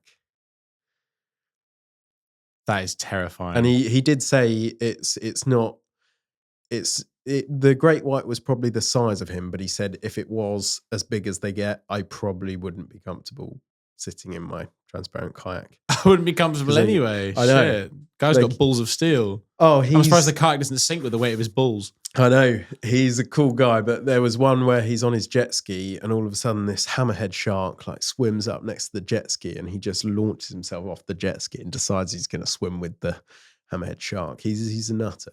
But then what I find interesting is, to me or you, he's a nutter. But he's grown up by the ocean. He's grown up with like all of his friends and family members all spearfish too. So they all like can hold their breath for an ungodly amount of time and swim down 30 meters to what? And his ethos behind spearfishing is because you can be as selective as you want to be. You only take what you want or need from the ocean and you can specify the size. You can check that it's not, a pregnant female or it's not bearing eggs or that it's not a huge male because he's going to go on to, breed more than a smaller male. And he's very sustainable with the way he does things. And it's just, so it's entertainment, but it's also on the flip side, it's wildly informative. That's amazing. And that is why I love YouTube out of any other platform. And it's interesting you say about your, I don't know, it's probably bad for YouTube, but ad blockers, because I've cancelled all of my Netflix and everything. The only thing I do pay for, because I hate adverts, is YouTube. I'm a YouTube premium member. How much is it out of interest? £11 a month. It's reasonable. I mean, for the amount of content that's on there, to me that seems very reasonable. 4,000 hours of content a minute. A minute? Yeah. Wow. So I want to know their data banks. Because I went skiing once with a guy who his job was to monitor temperatures and things like that of huge data stations or warehouses. Keeping them cold enough, but not too cold, presumably. Yeah. And his job was to manage that and obviously emergencies if they do. Yeah, how much data do they have? Does YouTube have? How much data can it handle? And like, surely they've got to be ungodly sizes because, I mean, all these cameras right now are filming 4K. And by the end of this podcast, the podcast will probably be about 400 gigabytes. But do you need to shoot in 4K? Is that so you can zoom in and stuff? It's so I've got the power if I want to zoom in. Right, and, sure. We're slowly getting towards that. I mean, 8K is a thing. Isn't 8K like double cinema or something like that? Something like that. God knows how much the storage for 8K. The funny thing is my current laptop, it can't even handle 4K. Like it won't even play it. It will just be like error, can't do it, So maybe when I upgrade to a MacBook, I'll be able to do 4K or indeed 100%. Slow motion. Imagine filming a gig at 4K, like 120 frames a second. Dozens and dozens of gigabytes for like, a few songs. Yeah. Oh, and these are all running, it's either 26 or 30 FPS. Oh, interesting. So imagine going higher, how just exponentially bigger. Oh. Super smooth. You can watch us talking in super smooth motion. Yeah. You see me, everyone? Hello, super smooth motion. Not now, but one day. One day. So yeah, it's I just think 4,000 hours a minute is ungodly, unfathomable. But it is. YouTube is incredible. I think the fact that you can go out, record something either really informative or, if you want to, really idiotic and stupid and post it. Just post it. That's brilliant. Is amazing. I mean, how many times have you gone on YouTube and said, "Oh, how to install this?" Or yeah. And obviously now you said AI, but yeah. I love. There's a guy, I forget what he's called. Let's just for videos purposes put him as the fake dad. And he for anyone who grew up without a dad, he does like the generic how to shave, how to tie a tie, how to change a tire, how to check tire pressure, how to, all of these different things are just really short videos of him doing really everyday things for lots of us. But actually, if you didn't have a male figure in your life, I wouldn't begin I mean, I clearly don't shave very often, but I wouldn't know. You know, your dad teaches you how to shave and how not to cut yourself, and you know, just the general. Oh, if your tire looks low, here's how you pump it up. And you know, there are a lot of people in our generation who wouldn't change a tire and would just call the AA. Shit. The irony is, last time I had to change a tire, the bolts were put on so impossibly strongly because the guy used a drill. Like there's no way I could get them off by hand. But that would notwithstanding, yeah, it's so important to be able to do all those things. But isn't it great? You could just go online and say how to do this. I had to do that with a bow tie. I can tie a tie, you know, in my sleep, but a bow tie, forget it. No, I wouldn't. So I had to go on YouTube and be like, how to tie a bow tie, and there it was. I know. So, it's amazing. Aren't we lucky that we live now and we can just do all of that? I know. You know? I know. So yeah, for that reason, I'm a big YouTube fan. I again learn a lot from YouTube. A lot of ideas I like. I did a thing.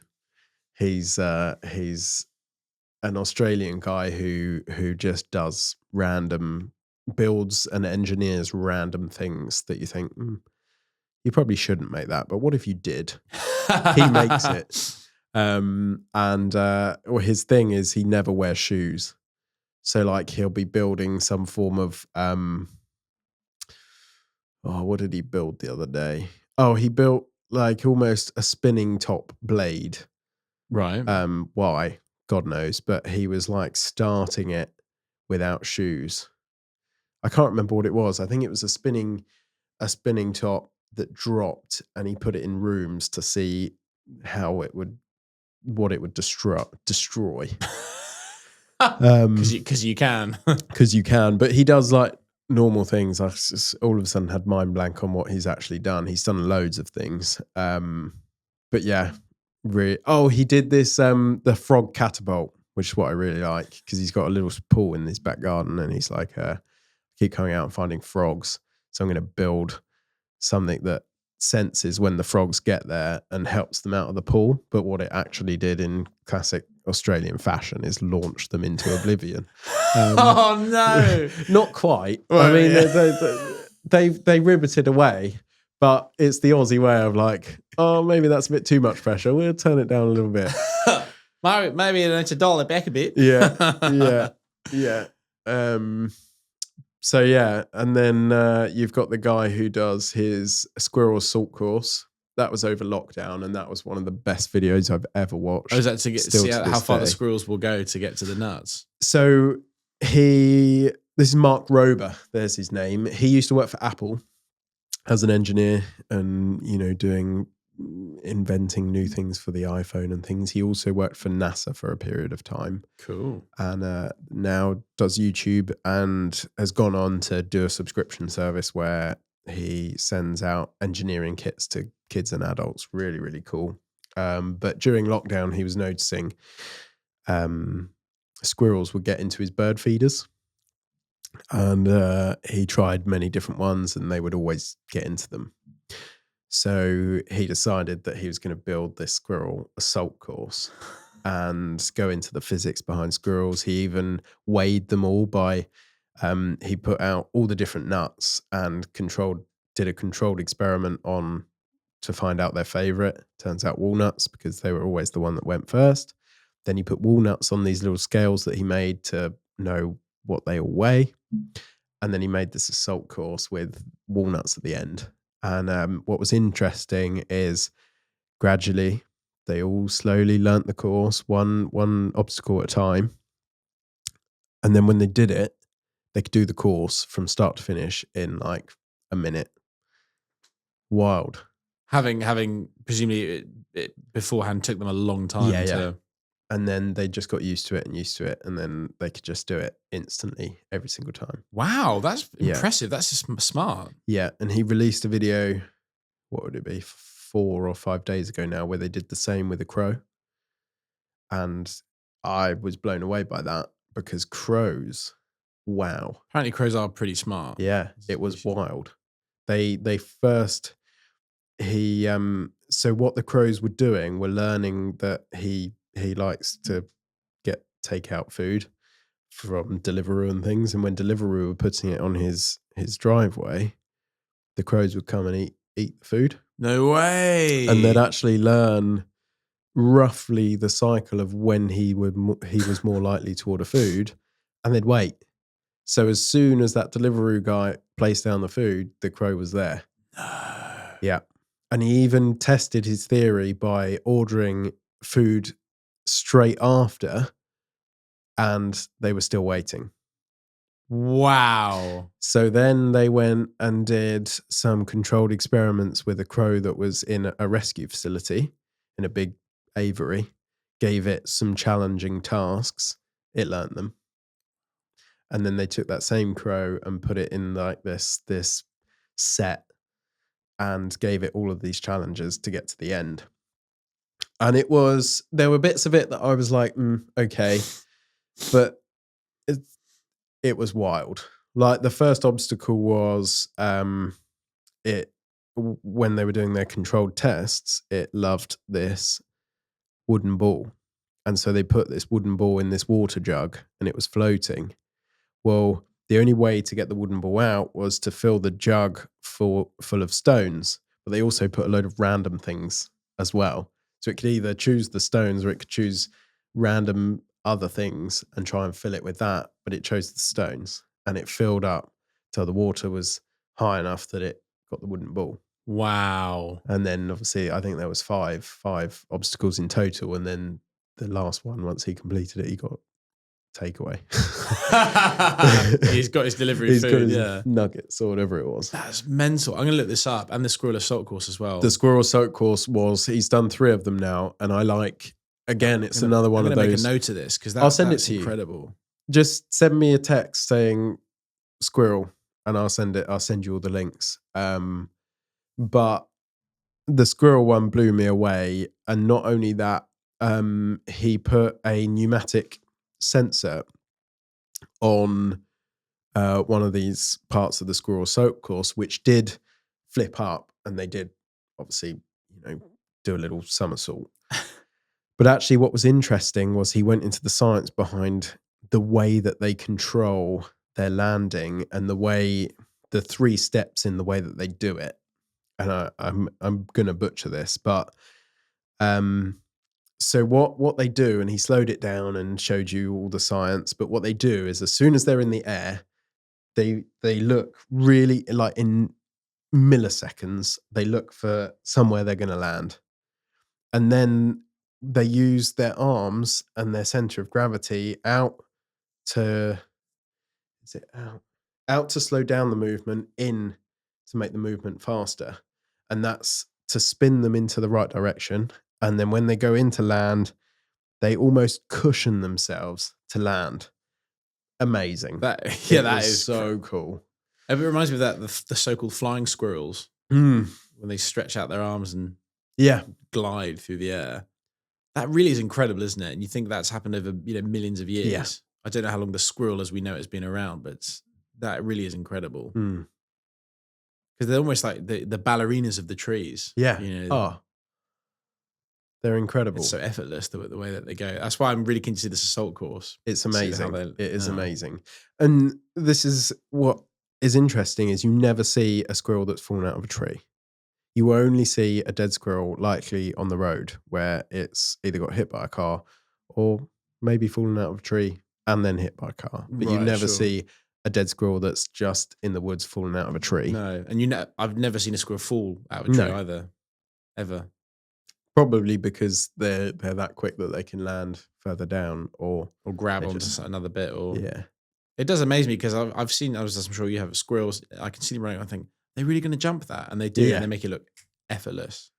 They're little wizards. I would love to be able to do that, but then again, I'm lazy. I don't train hard enough to be able to throw my own weight around. No, just I mean, I don't know. I watched some of them free running videos, and I think, that's not for me. That is not for me. You see them walking like down a line on a crane or something. Oh, I wouldn't do that. And you're like, that's a real, you got to, you have to have be of a certain mindset to want to be able to do that. There was one that made me feel quite funny. I had to stop watching the video. He was literally skateboarding on this ledge. You're like, isn't it amazing how like the human brain, you'll see that consciously, it's just a video, it's pixels on a screen, but your part of your brain still goes dangerous, like bad, don't do, I guess it's your instinct. It's wild actually, because I tried one of them VR headsets and on it was a plank walk, and it's not HD enough to look real, but it's got all the wind sounds and the birds. And it's basically, you press a button, you go up an elevator, you're at the top of a skyscraper, the elevator doors open, you've got a step, and then it's just this plank up at the top of this skyscraper. And it's incredibly fake, but oh my God, does it feel incredibly real. It's wild. And you're like, all you've got to do is take a step, and you're like, but this isn't real. Your brain's like, no. And then you like stick your head out and look down, and you actually move and look down, and then the wind just goes, and you're like, fuck. It's crazy. That is mental. It's not real. You're in someone's living room. But it feels, like you said, it feels so real. That's the thing, isn't it? I wondered like why that convinces us so strongly. I suppose it's just another part of the brain, because, our brains didn't evolve to be tricked in that way. No. So consciously you might be aware that it's what's the part of the brain responsible for consciousness? The cerebellum? Yeah. Certain different parts of the brain responsible for that. And then you've got like the reptilian brain, the lizard brain, or even the monkey brain, depending on who you read, basically going, "Whoa, this is dangerous, don't do this, bad idea." And you think, yeah, but I know that this is a game. I know that if I step off the plank, I'm going to be okay. Yeah. But you actually do fall as well. Oh, I think creepy. The first time I fell off the plank, you get to the bottom and you're like, oh, I'm fine. But it's weird. It's weird. It's a weird experience. And it's only going to get more and more realistic. That's the creepy thing. At least on a screen, you can just look away, be like, oh, but VR, like, all you can do is close your eyes. Yeah, he had a bar fight game as well, and that was weird, because again, all these characters are like goofy, fake, weird, sort of non-computer generated guys that were like walking around a bit like this, but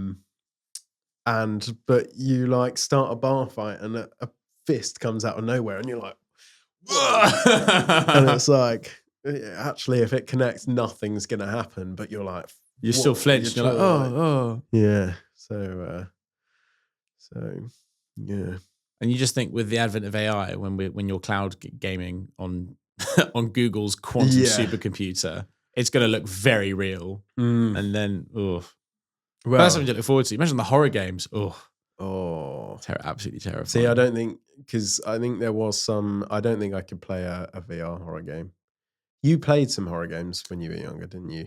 Oh yeah, I used to be quite into horror games actually, and if I was playing Outlast the other day, I was showing it to my girlfriend, and Outlast was a great horror game, but I couldn't play it for more than like 20 minutes. No. After that, I'm just like, I'm not actually enjoying this anymore. I just feel like scared and just I just don't feel, I'm not in a pleasant mood. Yeah. So I had to stop. But playing something like that in a VR must be terrifying. I mean, I played I was looking after some of the neighbors' kids the other week, and they've got one of the Oculus headsets, and they were playing what is essentially like a very pixelated, creepy game. And like you said a moment ago, it's all obviously fake. It's all like pixels. It feels like a what's the term? Like one of those old 8-bit games.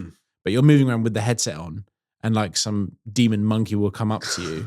And that is terrifying. It is. Because it looks like it's right there. And then it comes at you, you go, ah! And then it gets you. And like, obviously nothing happens. You just start again. But it's really scary. Even though it's just big bloated pixels. Yeah. But because it feels like you're in the room looking around. Yeah. See, I struggle with horror games. Don't play them as much as I used to. Used to like be really into them, and now I'm just like, oh. But are you the same with horror films though? No. That's what's weird. You can watch a horror movie, but not the game. I can watch a horror film and laugh all the way through because I know that it's fake, and within that makes it comical to me. Right. Because most of the time horror films are classic. People make dumb decisions that when you watch, you think, you would never decide to do that. Right. Never. Yeah. And within that, I just laugh because I'm like, you kind of deserve that for the stupid decision of not locking the door. But when you're playing the game, it's like it's onto you. Yeah. And I remember I tried something years ago. There's this Friday, I'm sure it's Friday the 13th game where someone plays as Jason. I think it's Jason, the guy with the mask, machete and the mask. And you're survivors, and you've got to do these 4 challenges on different maps, like start a generator and get the fuel and put it in the generator, and then start that, and then go to another one and do all these objectives all the time while you're being hunted by Jason. Creepy. As another co-op online person. So four survivors trying to work together to get all these jobs done, and one guy that's just walking around trying to machete you. He's got all the vision, but he's so slow. But it's absolutely terrifying when your screen is just on this generator that you're trying to fill up with fuel, knowing that behind you could potentially be this other, online character. Yeah. Which is bizarre because in the same sense, I don't think it's as bad when it's not online. When it's just NPCs, it's not as bad, I don't think. But I don't know. When it's another human being. But then some games, I've never played Resident Evil, but that looks in turn, some of that looks pretty jump scare and oh my God. It's funny, is it? Because like when you're a kid, it's way more scary. And you grow up and you're like, whatever, like it's a bit of fun. It's just funny how that whole mentality changes. Everything shifts. I did play Resident Evil 6 or Homecoming. No, what's the latest one? I don't know. I played one of those. It was a first person one. It was pretty good. That was pretty terrifying. I should try one. I've never tried one apart from that. Try Resident Evil 4. To me, that was the best of the best. Really? It's like, that was groundbreaking, that game. I think it won loads of awards and did super well. Wow. I remember when it came out. They remade it. Yeah, they remastered it. Yeah. Remastered. And in fact, I bought the remaster on computer, completed it. This is years ago. And I was like, oh, amazing. And then I never played it really again after that. Maybe once or twice. But it's a long game, but it is very good. Yeah, it's really good. Single player, really good game. So highly recommended. Wicked. So yeah, but I think maybe that might get worse with AI. Worse as in more freaky. Terrifying. Oh yeah, for sure. When they can think for themselves and think, oh, he's going that way. I'll just follow the light instead of. Oh, yeah. Or like they learn how you play. So like you'll be like, oh, okay, I'll do this. And then you go and they're like, oh, he's already there. And it's like, because it knew you were going to go there, Yeah.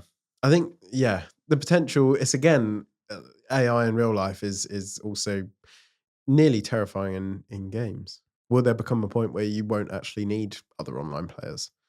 Because, the AI will be so smart, it might as well be. Yeah. It's like some people, for example, Call of Duty, you can do a private game and put a load of bots in the game. And at the moment, they're incredibly stupid and you can have them as regular or recruit, regular, veteran and master or whatever it's called. And it's essentially aimbot and aimbot strength. Yeah. So you've got really slow at your recruit, and then at veteran you've got, okay, with clear visuals it can respond like that, and it's aimbot and it, accurate to a certain degree. Makes me want to watch. I'm gonna search this up as well. Watching someone play master bots, because there'll be people out there who can do it. But who knows? I think one of the big aspects of gaming naturally is the social aspect. Yeah. Because like you, I almost never game anymore. And when I do, 9 times out of 10, it's a social thing. Like I'll play an online game with some mates. Just for a laugh. See, I don't really have any that play either anymore. But when we were playing a lot more, like lockdown, or what I spent locked down because at work we didn't necessarily really stop. Warzone was a huge thing, and Warzone was nice because Dad was quite strict with lockdown because he took it quite seriously and various health things, and was like, So it did create that connection where you're like, oh, boys, I'll see you on Friday at 7. And we all queued up in a lobby and just played. And it felt like you still had that connection. That's cool. That's nice. It did bring it back. It was a great time. And Warzone it's one of them battle royales where you start in a plane, you all land, you have to loot all your weapons and gear, and then you'll battle it out to be the last team standing as such. So we had some really good memories of just crying with laughter when we all do stupid things, or screaming when there's a whole team after you and you've just landed with no weapons. Yeah, you're just running. So that was a good lockdown time, to be fair. But yeah, I don't really have many friends that have really stayed with the gaming. No, me neither, to be fair. But maybe that's a good thing, because you grow up and you do other stuff in the real world. Not to disparage gaming for 1 second, not at all. But I think whatever you're spending most of your time on should be naturally what's most important to you. And true. If it's not gaming, then obviously it shouldn't be gaming. No, you spend your time on. So no, don't get me wrong. When Grand Theft Auto 6 comes back, that's going to be huge. It's going to be massive. It's going to be huge. I'm tempted to buy some shares in Take-Two. Can you do that? Yeah.